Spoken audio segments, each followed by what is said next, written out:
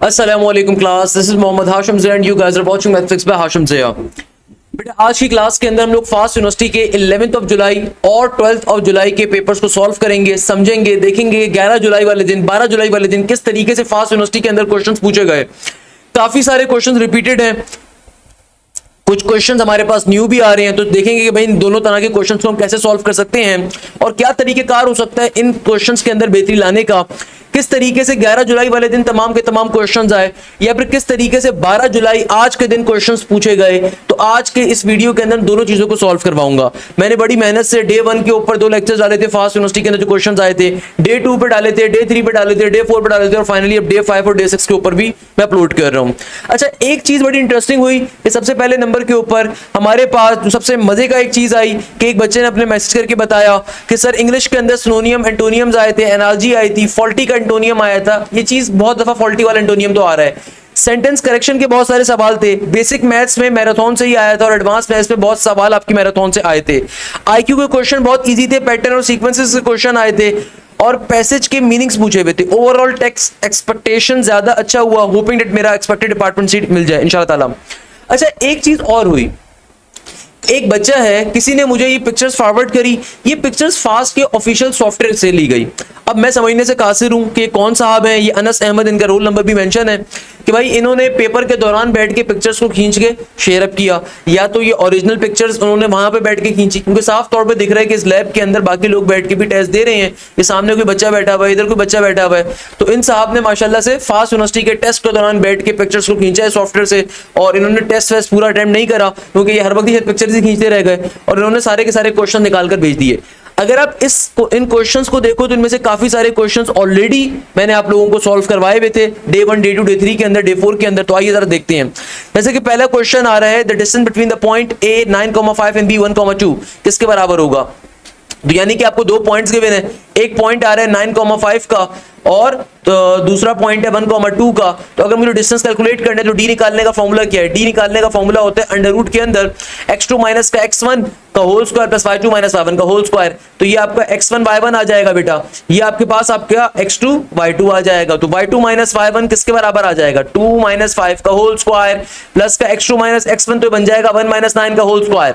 तो 2 में से अगर 5 निकालोगे तो क्या बनेगा, नेगेटिव के 3 का स्क्वायर। 1 में से 9 निकालोगे तो क्या बनेगा, नेगेटिव के 8 का स्क्वायर। तो 3 का स्क्वायर इज 9 एंड नेगेटिव 8 का स्क्वायर इज 64। तो आपके पास सिंपल तरीके से आपका क्या आ जाएगा, आंसर आ जाएगा। क्या मुश्किल बात है यार, इसमें कौन कहते हैं मुश्किल चीज है।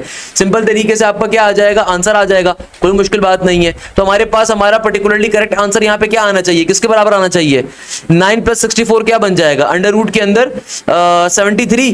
तो root 73 will be the correct answer, option number E आपका करेक्ट होगा। सही है ना भाई।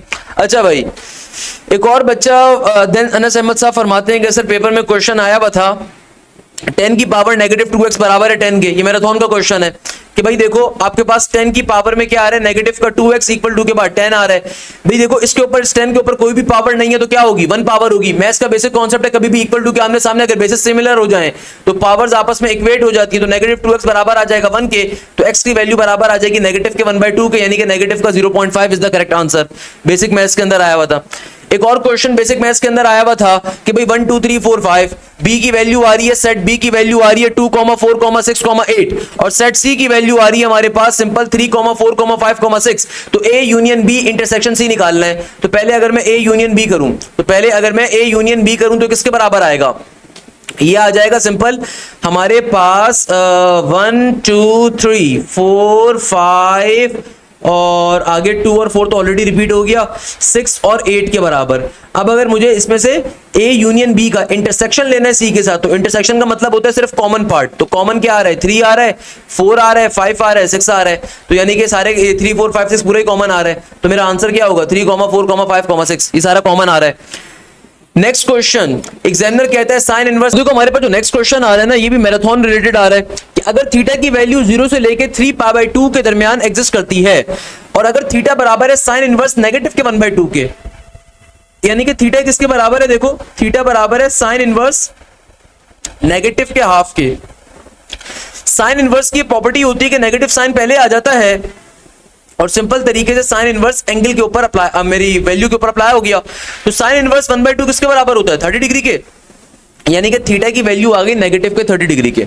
अब देखो नेगेटिव का 30 डिग्री वैसे कहां पे लाई करेगा, अगर तो मेरे पास नेगेटिव का 30 डिग्री है तो जाहिर सी बात है वो आपके पास लाई कर रहा होगा सिंपल तरीके से। अगर मैं क्लॉकवाइज रोटेशन के ऊपर करना स्टार्ट करूं तो फोर्थ क्वाड्रेंट पे लाई करेगा। मगर एग्जामिनर ने क्या कहा, तुम्हारा थीटा लाई करता है इस रेंज के ऊपर, 0 से लेके 3π/2 की रेंज पे लाई कर रहा है। यानी कि एग्जामिनर कह रहे हैं कि 0 से लेके 3π/2 यानी कि 270 डिग्री के दरमियान तुम्हारा एंगल एग्जिस्ट करता है। इसका मतलब क्या हो गया, इसका मतलब ये हो गया कि भाई मेरा जो रेफरेंस एंगल आ रहा है वो 30 डिग्री का आ रहा है। यानी कि 30 डिग्री का मतलब क्या है, 30 डिग्री का सिंपल मतलब है π/6 का होना। 30 डिग्री किसके बराबर होता है, π/6 के बराबर। नेगेटिव का इट इज। अच्छा अब देखो अगर तो मैं क्वाड्रेंट नंबर 4 में इसको कंसीडर करने की कोशिश भी करूं ना, यानी कि अगर मैं थीटा की वैल्यू निकालना चाहूं तो इसको अगर मैं 360 डिग्री में से सब्ट्रैक्ट करता हूं, यानी कि 2π में से अगर मैं π/6 को सब्ट्रैक्ट करवाता हूं तो ये आएगा किसके बराबर, 6 2 12, 12 माइनस का पाई, ये आएगा 11 π/6 के बराबर, जो कि दर हकीकत फोर्थ क्वाड्रेंट पे एग्जिस्ट कर रहा है। जो बात मैंने आपको बताई थी ना कि भाई अगर मैं क्लॉकवाइज रोटेशन के ऊपर देखूं तो फोर्थ क्वाड्रेंट के ऊपर एग्जिस्ट कर रहा होगा, जबकि एग्जामिनर कह रहा है कि भाई 0 से लेकर 270 डिग्री के दरमियान है। सही है, तो इसका मतलब क्या हुआ कि हम पे क्या कंसीडर कर सकते हैं, हम पे कंसीडर करेंगे थीटा बराबर है किसके, पाई π/6 के बराबर। तो इसका मतलब सिंपल तरीके से क्या बन जाएगा, ये हो जाएगा हमारे पास 7 π/6 के बराबर। इसका करेक्ट आंसर पर आपके पास 7 π/6 होना चाहिए। Option number B should be the correct one. Negative का π/6 हम इसलिए कंसीडर नहीं कर रहे ऑल्दो ये ऑप्शन में मौजूद है, मगर एग्जामिनर ने क्या कहा है, थीटा लाई कर रहा है 0 से लेके 3π/2 के ऊपर। तो 0 से लेके जब 3π/2 पे लाई कर रहा है तो याद रखिएगा आपका एंगल पॉजिटिव के अंदर है, तो यहाँ पे नेगेटिव का आंसर आया है ना। तो नेगेटिव का जब आंसर आया तो हमने क्या करा, हमने किसी बच्चे के जहन में बात आए कि सर यहाँ पे आपने ऐड क्यों करवाया, उसके पीछे रीजन क्या है। तो भाई मैं आपको उसके पीछे रीजन भी बता देता हूं कि देखो हमारे पास क्वाड्रेंट नंबर 3 के अंदर होता क्या है, क्वाड्रेंट नंबर 3 के अंदर आप हमेशा क्या करते हो, थीटा की वैल्यू कैसे निकालते हो, पाई प्लस का रेफरेंस एंगल करके। तो रेफरेंस एंगल मेरा क्या था, π/6 का था। सही है, रेफरेंस एंगल क्या था मेरा, π/6 का था। उसके पीछे रीजन क्या है कि भाई क्वाड्रेंट नंबर 2 के अंदर आप पाई माइनस का रेफरेंस एंगल करते हो, जबकि क्वाड्रेंट नंबर 3 के अंदर आप पाई प्लस का रेफरेंस एंगल करते हो। ये बेसिक बात आपको मालूम होनी चाहिए। जबकि क्वाड्रेंट नंबर 4 के अंदर आप सिंपल तरीके से 2π माइनस का रेफरेंस एंगल करते हो based on the unit circle का जो आपके पास बिहेवियर आ रहा होता है, उसके कंडीशंस को आप चेक कर रहे होते हो। तो भाई चूंकि मैं क्वाड्रेंट नंबर अगर 3 में लाई कर रहा हूं तो मैं क्या करूंगा, मैं सिंपल तरीके से पाई प्लस का रेफरेंस एंगल करूंगा। मेरा रेफरेंस एंगल क्या है, π/6 का। तो मैं क्वाड्रेंट नंबर 3 के अंदर अगर एग्जिस्ट कर रहा हूं तो मैं पाई प्लस का रेफरेंस एंगल करूंगा तो मेरा आंसर 7 π/6 के बराबर आएगा। अगर तो फोर्थ क्वाड्रेंट पे होते हैं तो फिर 2π माइनस का रेफरेंस एंगल किया जा रहा होता है। इसकी बेसिक सी लॉजिक होती है। खैर नेक्स्ट क्वेश्चन के अंदर एग्जामिनर मुझसे क्या कह रहा है, एग्जामिनर आपसे कहता है the volume of a wooden block is 280 centimetre cube. अब देखो एग्जामिनर यहाँ पे क्या कह रहा है, एक वुडन ब्लॉक है उसका वॉल्यूम आ रहा है किसके बराबर, इसका वॉल्यूम आ रहा है सिंपल तरीके से 280 सेंटीमीटर क्यूब के बराबर।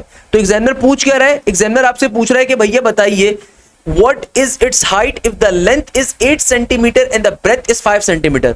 एक वुडन ब्लॉक है, इसका वॉल्यूम आपको दिया हुआ है, इसका वॉल्यूम मुझे दिया हुआ है। सही है ना भाई, इसका वॉल्यूम क्या दिया हुआ है, इसका वॉल्यूम दिया हुआ है मुझे 280 सेंटीमीटर क्यूब के बराबर। Okay perfect. आगे एग्जामिनर ने आपको इसकी हाइट बताई हुई है कि इस वुडन ब्लॉक की जो हाइट आ रही है ये आ रही है 8 की, और वो अच्छा नहीं, मुझे हाइट कैलकुलेट करनी है, हमें हाइट यहाँ पे कैलकुलेट करनी है। What is the height if the length is 8 centimetre and the breadth is 5 centimetre. ये क्वेश्चन आ रहा है बेटा। देखो volume of the wooden block आपको गिवन है, तो volume of the wooden block की वैल्यू क्या गिवन है, 280 सेंटीमीटर क्यूब के बराबर। सही है ना। एग्जामिनर कह रहा है what is the height if it's length is 8 centimeter and the breadth is 5। तो भाई मुझे पता है वॉल्यूम निकालने का किसी भी वुडन ब्लॉक का मतलब है रेक्टेंगुलर ब्लॉक होगा, तो वॉल्यूम का फॉर्मूला क्या होगा, length into breadth into height के बराबर। सही है, और हमारे पास वॉल्यूम गिवन है किसके बराबर, 280 के बराबर। लेंथ गिवन है आपको 8 के बराबर, ब्रेथ गिवन है आपको 5 के बराबर। तो आपको हाइट कैलकुलेट करनी है। 5 8 इज 40, 40 मल्टीप्लाई और नीचे के डिवाइड हो जाएगा, तो बन जाएगा 280 बाय 40 इक्वल टू के बाद हाइट का हाइट 4 1 4 हो गया और 4 7 इज 28। तो h की वैल्यू 7 के बराबर। देखो नेक्स्ट क्वेश्चन में एग्जामिनर आपसे क्या कह रहे हैं, the parameter of a square is 8 centimetre, find its area. अब ये क्वेश्चन भी बड़ा इंटरेस्टिंग आ रहा है कि एग्जामिनर आपसे कह रहे हैं एक स्क्वायर है, उसका जो पैरामीटर है वो 8 है। पैरामीटर किसे कहते हैं, दुनिया के अंदर कोई भी क्लोज शेप फिगर जो होती है ना उसके तमाम साइड्स के सम को हम पैरामीटर कहते हैं। सही है ना भाई, दुनिया में कोई भी क्लोज शेप फिगर हो, लेट्स सपोज मेरे पास एक स्क्वायर आ रहा है, तो स्क्वायर की जो तमाम साइड्स है ना इसका सम होता है हमारे पास इसके पैरामीटर के। तो आपको पैरामीटर गिवन है किसके बराबर, 8 सेंटीमीटर के। तो पैरामीटर का मतलब क्या होता है, स्क्वायर की तमाम साइड्स का सम, और हमें पता है कि स्क्वायर के अंदर चूंकि तमाम साइड्स आपस में बराबर होती हैं तो भाई s plus S plus S plus S क्या हो जाएगा, ये हो जाएगा 4s इज इक्वल टू 8 के बराबर। तो यानी कि एक साइड की वैल्यू क्या आ गई, 4 2 आपके पास 8 डिवाइडेड बाय 4 इज 2, तो यानी कि सिंपल एक साइड की वैल्यू 2 के बराबर है। तो अगर मुझे एक स्क्वायर का एरिया निकालना है तो एरिया ऑफ अ स्क्वायर बराबर होता है साइड का स्क्वायर, यानी कि साइड मल्टीप्लाई बाय साइड। तो 2 का स्क्वायर क्या हो जाएगा, 4 के बराबर, तो 4 centimetre is the correct answer. Next question हमारे पास कुछ इस तरह का पूछा जा रहा है, आपको ये क्वेश्चन शायद क्लियरली दिख नहीं रहा होगा, बट चूंकि मैं ये पेपर्स आप लोगों को काफी अरसे से सॉल्व करवा रहा हूं and I know this particular thing, question क्या लिखा हुआ है, ये लिखा हुआ है cos स्क्वायर थीटा माइनस का tangent square theta divided by 1 plus का टेंजेंट स्क्वायर थीटा। तो ये क्वेश्चन हमारे पास आ रहा है, करेंगे हमारे पास ये ऊपर आ रहा है cos square minus tangent square और नीचे 1 प्लस टेंजेंट स्क्वायर आ रहा है। तो आपने करना क्या होगा, आपने सिंपल तरीके से इसको एक्सपेंड करना होगा। तो भाई एक्सपेंड करोगे, टेंजेंट स्क्वायर का फॉर्मूला ओपन करवाओ, नीचे भी टेंजेंट स्क्वायर का फॉर्मूला ओपन करवाओ, चीजें सिंप्लीफाई होंगी, क्वेश्चन आपका विद इन सेकंड्स में सिंप्लीफाई हो जाएगा। क्वेश्चन एग्जामिनर कहता है, a train 20 meter long is running at a speed of 45 kilometer per hour in the same direction in which a man who is 240 metre ahead of the engine of the train is turning eight of a train is running at a speed of 9 kilometer per hour, in how much time will the train pass the man. अब देखो इससे मिलता जुलता question जो मैंने last fast university की भी video डाली थी ना, उसके अंदर सेकंड लास्ट क्वेश्चन था, वो भी ट्रेन वाला ही क्वेश्चन था। ये क्वेश्चन और इंटरेस्टिंग आ रहा है कि भाई एक ट्रेन है, वो ट्रेन कितनी बड़ी है, जो आपके पास वो ट्रेन है ना, ट्रेन की लेंथ आ रही है 20 मीटर की, यानी कि देखो मेरे पास जो ट्रेन की लेंथ गिवन है वो गिवन है 20 मीटर की। ओके, आगे एग्जामिनर कहता है, और ये ट्रेन जो ट्रेवल कर रही है, ये ट्रेवल कर रही है 45 किलोमीटर पर आवर के ऊपर, यानी कि ट्रेन जो ट्रेवल कर रही है वो किसके ऊपर कर रही है, ट्रेन की स्पीड जो आपको गिवन है, मैं टीएस से कह देता हूं, ये गिवन है 45 किलोमीटर पर आवर की, इसको एक तो मीटर पर सेकंड में कन्वर्ट करना पड़ेगा। तो बेटा देखो आपके पास सिंपल तरीके से जो ट्रेन की स्पीड आ गई, आगे 45 किलोमीटर पर आवर के बराबर। आगे एग्जामिनर क्या कह रहा है, in which a man who is 240 metre, यानी कि एक बंदा है जो कि 240 मीटर अहेड है ऑफ द इंजन, यानी कि ट्रेन से 240 मीटर आगे मौजूद है, यानी कि मैन जो है ना, बंदा जो है वो 240 अहेड है फिलहाल, यानी कि जो बंदा गिवन है आपको 240 अहेड के ऊपर है, is running at a speed of, और ये बंदा भी रन कर रहा है, भाग रहा है, मैन की जो स्पीड आपको गिवन है वो गिवन है 9 किलोमीटर पर आवर की, सही है, 9 किलोमीटर पर आवर की। अच्छा, how much time will the train pass the man. अब देखो सबसे पहले तो आप रिलेटिव स्पीड निकाल लो दोनों की। तो रिलेटिव स्पीड कैसे निकाली जाएगी, इस कॉन्सेप्ट को हम लोगों ने लास्ट वाले क्वेश्चन में भी इस तरह के देखा था, जो फास्ट के लास्ट वाले ट्रेन में बताया था कि आप दोनों की स्पीड्स को आपस में सेपरेट करवा दो। तो अगर मैं 45 माइनस का 9 करता हूं तो किसके बराबर आ जाएगा, ये आ जाएगा सिंपल 36 किलोमीटर पर आवर के, यानी कि सबसे पहले तो आपने रिलेटिव स्पीड कैलकुलेट कर ली। अब चूंकि किलोमीटर पर आवर में और आधा डेटा आपको मीटर के अंदर गिवन है, तो हम लोग क्या करेंगे, हम लोग उसको सिंपल तरीके से सिंप्लीफाई करवा लेंगे, किस फॉर्म के अंदर, मीटर पर सेकंड के अंदर। तो मैं 36 को अगर मीटर पर सेकंड के अंदर चेंज करवाता हूं, तो भाई 36 को अगर मैं मीटर पर सेकंड में चेंज करवाता हूं तो 36 मल्टीप्लाई बाय 1000 होगा, और डिवीजन में आ जाएगा मेरे पास सिंपल 3600 का 3600 आवर्स का। तो 2 0 से 2 0 कट गए, 36 कट गया, सिंपल आपके पास आ गया ये 10 मीटर पर सेकंड के बराबर। परफेक्ट हो गया भैया। अब देखो टोटल डिस्टेंस जो कवर हो रहा है, सही है ना, टोटल डिस्टेंस कैसे कवर हो रहा है, एक बंदा ट्रेन के आगे भाग रहा है, इंजन से 240 मीटर आगे भाग रहा है, सही है, एक बंदा इंजन से भी 240 मीटर आगे भाग रहा है, सही है, और ट्रेन की लेंथ क्या है 20 मीटर की। सबसे पहले आप टोटल डिस्टेंस निकालो जो ट्रेन को कवर करना पड़ेगा। एक बंदा, ये मेरे पास लेट्स सपोज ट्रेन चल रही है, सही है, ट्रेन है, चक चक चक चक करके ट्रेन चल रही है, एक बंदा 240 मीटर, यानी कि 240 मीटर जो ट्रेन का इंजन है उससे आगे भाग रहा है, सही है ना। तो अगर मुझे टोटल डिस्टेंस निकालना है ट्रेन का, तो मैं इस पूरे डिस्टेंस को एड अप करवा दूंगा। तो जाहिर सी बात है मैं टोटल डिस्टेंस कैसे निकालूंगा, कि मैं सिंपल तरीके से जो ट्रेन की लेंथ है प्लस जितना बंदा आगे है, वो 240 मीटर है, उसको भी ऐड अप करवा दूंगा, उसको भी मैं ऐड अप करवा दूंगा। तो क्या बन जाएगा, ये हो जाएगा सिंपल तरीके से 260 के बराबर। किसके बराबर आ जाएगा मेरे पास टोटल डिस्टेंस जो कि ट्रेन को कवर करना है, इट शुड बी 260 मीटर के बराबर। अब देखो फाइनली मैं अपना टाइम निकालने पे जाऊंगा, तो फाइनली मेरा टाइम किसके बराबर होगा, मेरा finally in how much time the train will pass the man, यानी कि इस ट्रेन को ये पूरा डिस्टेंस कवर करने में कितना टाइम लगेगा। तो हमने पहले टोटल डिस्टेंस निकाल लिया कि पूरी ट्रेन को इस बंदे को पास करने में कितना टाइम लगेगा। तो भाई हम सिंपल तरीके से डिस्टेंस को ऊपर रखेंगे, क्योंकि हमें पता है टाइम किसके बराबर होता है, टाइम बराबर होता है डिस्टेंस डिवाइडेड बाय स्पीड के, डिस्टेंस डिवाइडेड बाय स्पीड के। तो भाई डिस्टेंस अगर मेरे पास टोटल 260 का आता है और स्पीड मेरे पास टोटल कितनी है 10 मीटर की है, भाई 10 की आ रही है, तो 0 से 0 कट गया, 26 आंसर होगा। तो यहां पे देखो आपके पास 26 या तो 30 है या 24 है या 15 है या एक ऑप्शन कोई मिसिंग है। इसका मतलब क्या है, 26 मेरा करेक्ट आंसर है, 26 यहाँ पे कहीं पे होना चाहिए था। अगर 26 लेट सपोज नहीं गिवन आपको, तो फिर सबसे क्लोजेस्ट जो आ रहा है वो 24 आ रहा है, तो 24 पे करेक्ट आंसर होगा। That's a very basic logic. 26 नहीं तो यहाँ पे ऑप्शन नंबर ई होना चाहिए था। क्वेश्चन आ रहा है ना, इसमें एग्जामिनर आपसे क्या कह रहा है, एग्जामिनर कहता है कि भाई तुम्हारे पास क्वेश्चन आ रहा है x प्लस एक मैट्रिक्स गिवन है 0 -9 6 2 और इक्वल टू के बाद एक और मैट्रिक्स आ रहा है। देखो मैट्रिसेस के अंदर ये प्रॉपर्टी होती है, कभी भी इक्वल टू के आमने सामने अगर दो मैट्रिक्स होंगे, दोनों की वैल्यूज हमेशा करस्पॉन्डिंग एलिमेंट्स के बराबर होनी चाहिए। अब देखो एग्जामिनर कह रहे हैं जब तुमने x एक मैट्रिक्स है, अगर तुमने उसको ऐड किया दूसरे मैट्रिक्स के अंदर तो आंसर आएगा -1046। तो यानी कि इसका मतलब ये है कि भाई मुझे मैट्रिक्स x की वैल्यू निकालनी है। तो इसको लॉजिकली सोचो, ये क्वेश्चन मैंने सॉल्व करवाया हुआ है, आसान तरीका है सॉल्व करने का। 2024 की या 2025 की मैराथन में भी बताया था, आपको सारे ऑप्शंस गिवन है।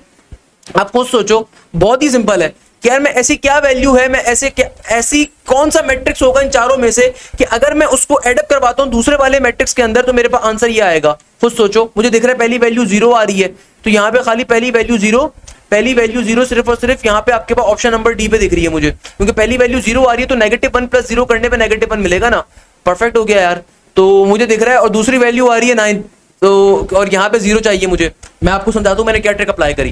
भाई देखो, अगर मैं ऑप्शन नंबर बी कंसीडर कर रहा हूं, जरा और से बात समझिएगा। लेट्स सपोज, तो भाई अगर मैं इस मैट्रिक्स को ऐड करवाता हूं दूसरे वाले मैट्रिक्स 0 -9 6 और 2 के साथ, अब आप खुद देखो -1 + 0, ये -1 तो बनेगा, मगर 4 - का 9, 4 में से 9 निकालोगे नेगेटिव का 5 बचेगा, जबकि यहाँ पे इक्वल टू की तरफ 0 मौजूद है। इसका मतलब ये वाला मैट्रिक्स सही नहीं है।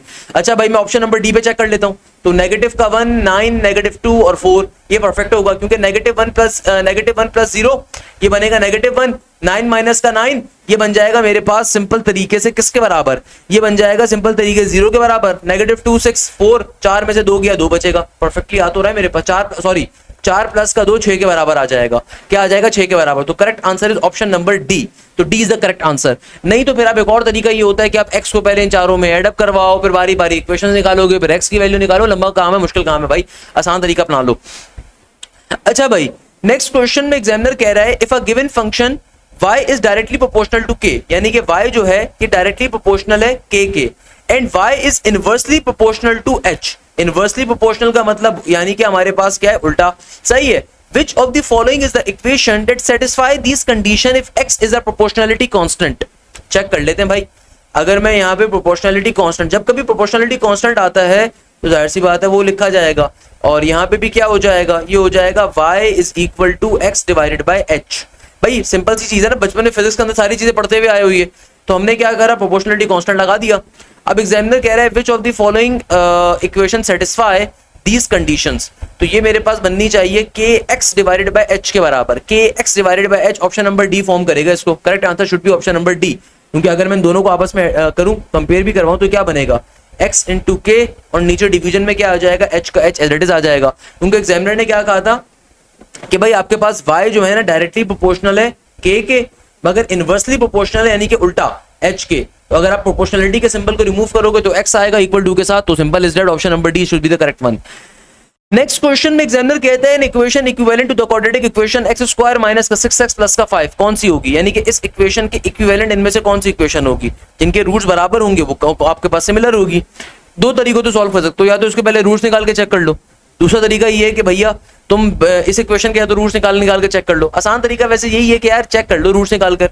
तो x² माइनस 6x प्लस 5 के रूट्स क्या होंगे, 5, और ये मेरे पास बन जाएगा x² माइनस का 5x और माइनस का x प्लस का 5 इक्वल टू 0। तो यहां से फैक्टर्स मेरे पास क्या बन जाएंगे, x माइनस का 5 और माइनस का 1 इंटू x माइनस का 5 इक्वल टू 0। तो एक फैक्टर हो जाएगा x माइनस का 5 और एक हो जाएगा मेरे पास x माइनस का। अच्छा बेटा अब देखो हमारे पास सिंपल तरीके से हमारे पास जो ओरिजिनल इक्वेशन गिवी थी ना, आपने इसके रूट्स पहले निकाल लिए, यानी कि एक रूट की वैल्यू आ गई आपके पास 5 के बराबर, दूसरे रूट की वैल्यू आ गई 1 के बराबर। अब आपको जो भी ऑप्शंस गिवन है, अगर आप यहाँ पे किसी में भी आप क्वाड्रेटिक इक्वेशन फॉर्म करने की कोशिश करो तो 5 प्लस का 1 कहीं पे भी 6x नहीं आ रहा आपके पास, क्योंकि आपकी कहीं पे भी आपके पास देखो 6x नहीं आ रहा। 5 प्लस का 1 6x तो नहीं आ रहा मेरे पास कहीं पे भी, और ना आपके पास 5 मल्टीप्लाई बाय 1 5 के बराबर फॉर्म हो रहा है प्रोडक्ट ऑफ रूट। यहाँ पे भी देखो सेम सीन आ रहा है, 5 प्लस का 1 6 नहीं आ रहा, यहाँ पे 5 प्लस का 1 6 आ रहा है, मगर 5 मल्टीप्लाई बाय 1 5 के बराबर नहीं आ रहा।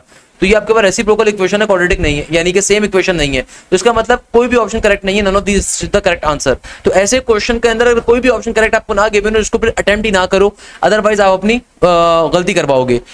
A number of a times in a particular item occur in a given data is called dash, यानी कि भाई अगर कोई चीज है वो नंबर ऑफ टाइम किसी डेटा के अंदर अकर करती है, आती है, तो एग्जामिनर कह रहा है कि भाई उसका फिर आंसर क्या होगा। The number of times a particular items occur in a given data is known as the. अब इसमें ऑप्शंस जो गिवन है, आपने खुदारा पहले तो ऑप्शंस को देखना है कि मेरे पास क्या क्या ऑप्शंस यहाँ पे डिफाइंड हो रहे हैं। जैसे कि मुझे दिख रहा है कि भाई एक ऑप्शन मेरे पास आ रहा है वेरिएशन का, एक ऑप्शन आ रहा है फ्रीक्वेंसी का, एक आ रहा है कम्युलेटिव फ्रीक्वेंसी का, सही है ना, तो या फिर एक ऑप्शन आ रहा है नन ऑफ दीज का। तो भाई वेरिएशन होती है अगर आपके डेटा के अंदर वेरिएट कर रहा हो, यानी कि डिफरेंट वैल्यूज आ रही हो। फ्रीक्वेंसी आप कह सकते हो, कम्युलेटिव फ्रीक्वेंसी हमारे पास क्या होती है, देखो फ्रीक्वेंसी कहते हैं कि भाई कोई भी चीज कितनी दफा डेटा सेट के अंदर आ रही है। कम्युलेटिव फ्रीक्वेंसी क्या होती है, कम्युलेटिव फ्रीक्वेंसी होती है कि हमारे पास टोटल नंबर ऑफ फ्रीक्वेंसी जो एग्जिस्ट कर रही होती है, रनिंग टोटल जो होता है हमारे पास। तो इसका मतलब करेक्ट आंसर क्या होगा, फ्रीक्वेंसी या फिर कम्युलेटिव फ्रीक्वेंसी, फ्रीक्वेंसी होना चाहिए, क्योंकि फ्रीक्वेंसी ये डिफाइन करती है कि भाई कोई भी पर्टिकुलर टर्म कितनी दफा मेरे डेटा सेट के अंदर आ रही है, फ्रीक्वेंसी डिफाइन करती है। कम्युलेटिव फ्रीक्वेंसी जो होती है डिफाइन करती है आपके पास टोटल नंबर ऑफ फ्रीक्वेंसीज को जो रन कर रही है हमारे सिस्टम के अंदर।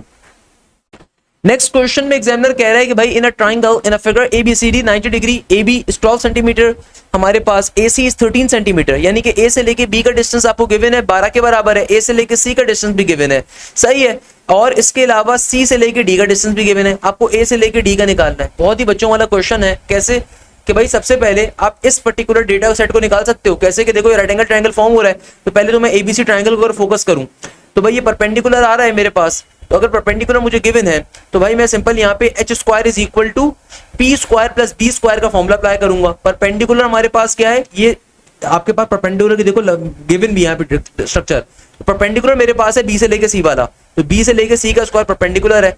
हाइपोटेन्यूज मेरा 13 है, तो 13 का स्क्वायर 169 हो गया। बेस 12 है, तो 12 का स्क्वायर 12 का स्क्वायर हो जाएगा 144, तो आप इसको करवा दीजिए सिंप्लीफाई, तो ये बन जाएगा 13 का स्क्वायर माइनस 12 का square is equal to BC का स्क्वायर। तो आपके पास ये किसके बराबर आ जाएगा, ये आ जाएगा सिंपल 13 का स्क्वायर 169 माइनस 12 का स्क्वायर 144, तो 169 माइनस 144 इज ऑब्वियसली 25, तो यानी कि मेरे पास BC स्क्वायर की वैल्यू 25 के बराबर आ गई, तो B से लेके C का डिस्टेंस क्या आ जाएगा 5 के बराबर, ये 5 यूनिट्स आ गया।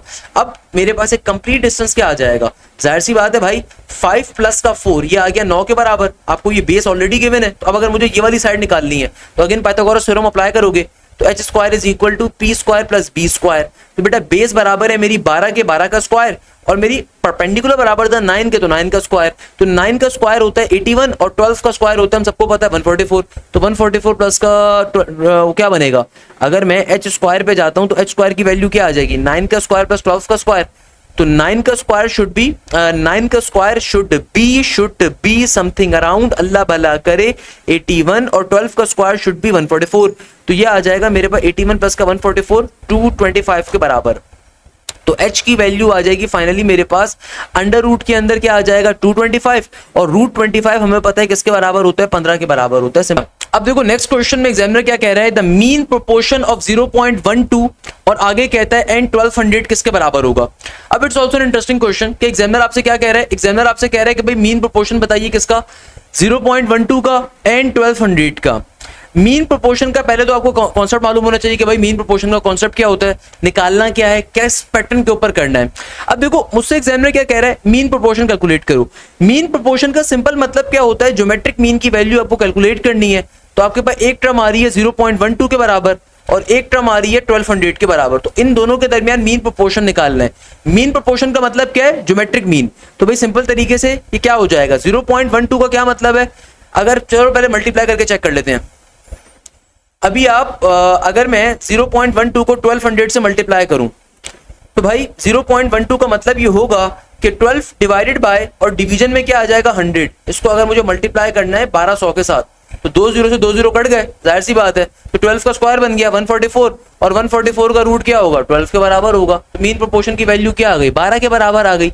सिंपल तरीके से मेरा क्वेश्चन क्या हो जाएगा, सिंप्लीफाई हो जाएगा, सॉल्व हो जाएगा, दैट्स द लॉजिक हियर। क्या मुश्किल बात है इसके अंदर भाई।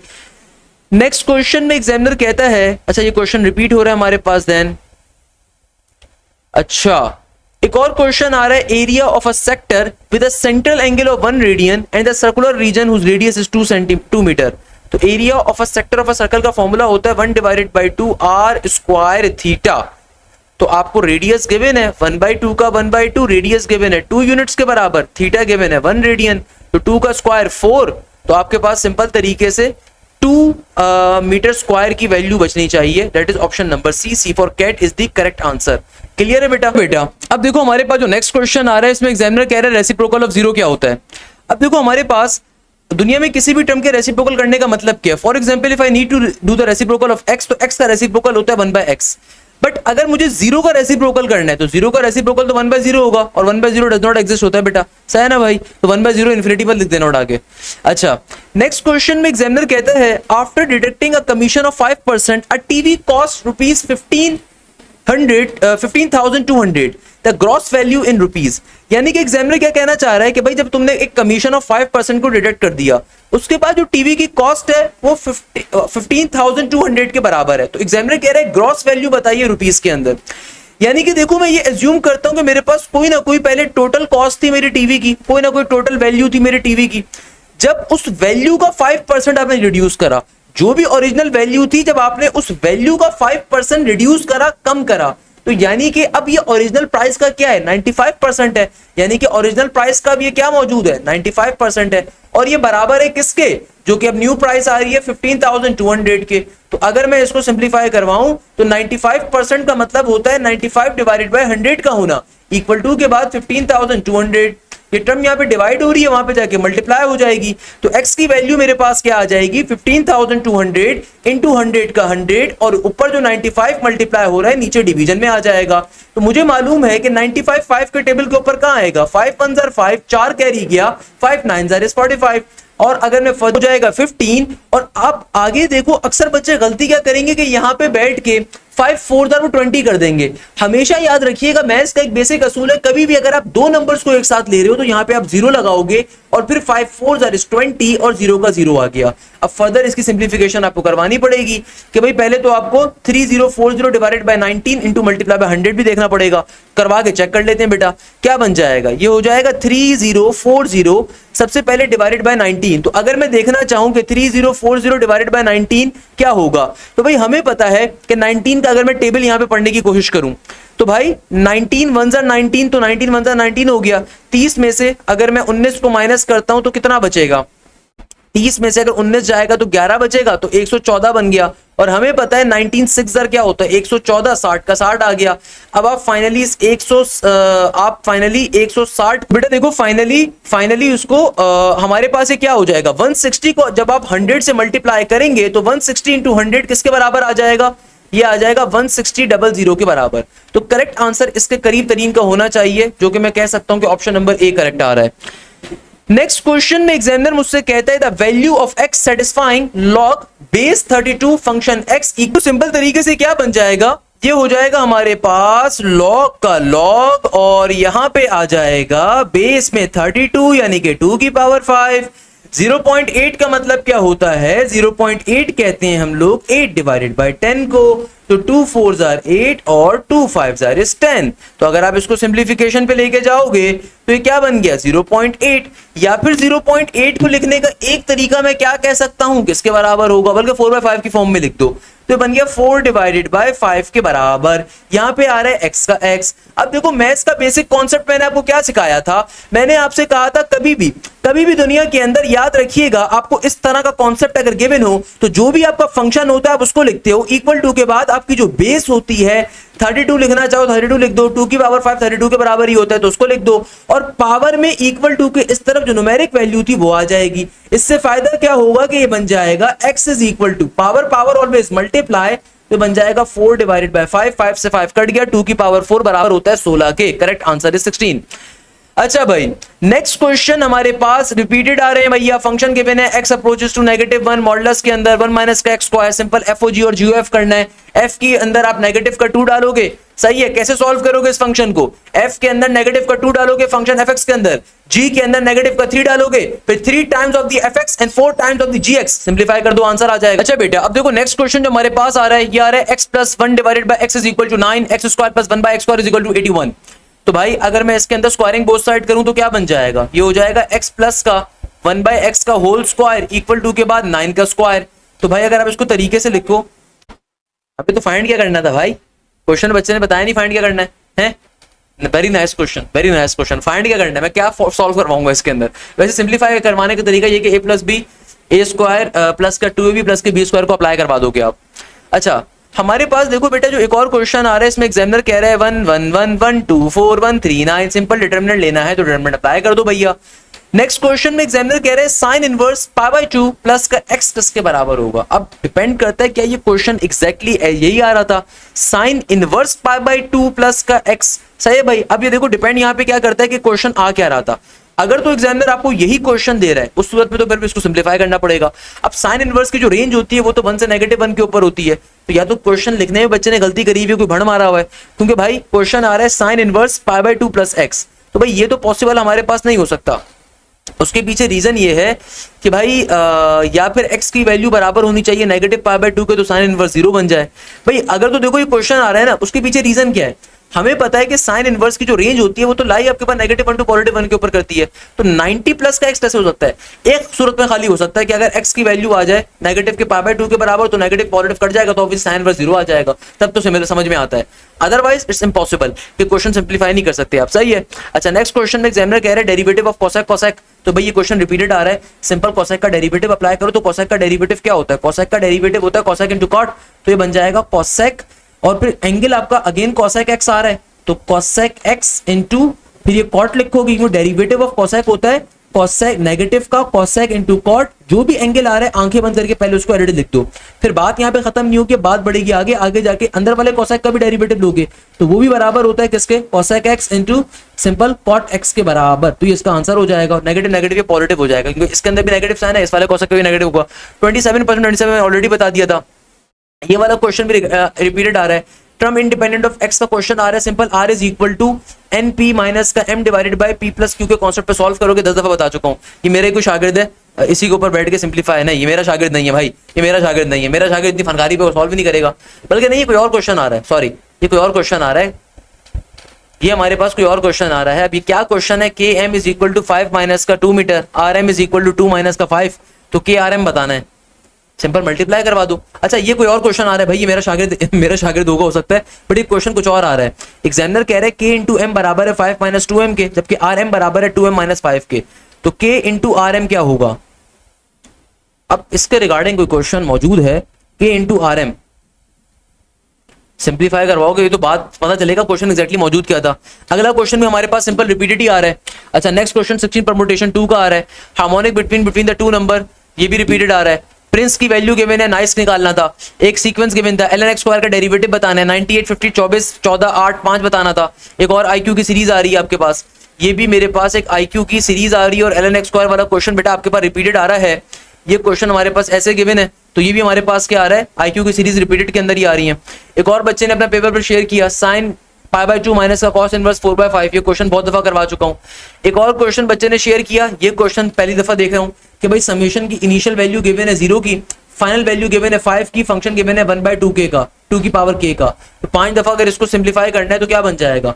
सबसे पहली दफा हो जाएगा 1/2 की पावर 0, समेशन का मतलब होता है ऐड करना, फिर हो जाएगा 2 की पावर 1, फिर हो जाएगा 2 का स्क्वायर, फिर हो जाएगा सिंपल 2 का क्यूब, फिर हो जाएगा सिंपल 2 की पावर 4, फिर हो जाएगा सिंपल 2 की पावर 5।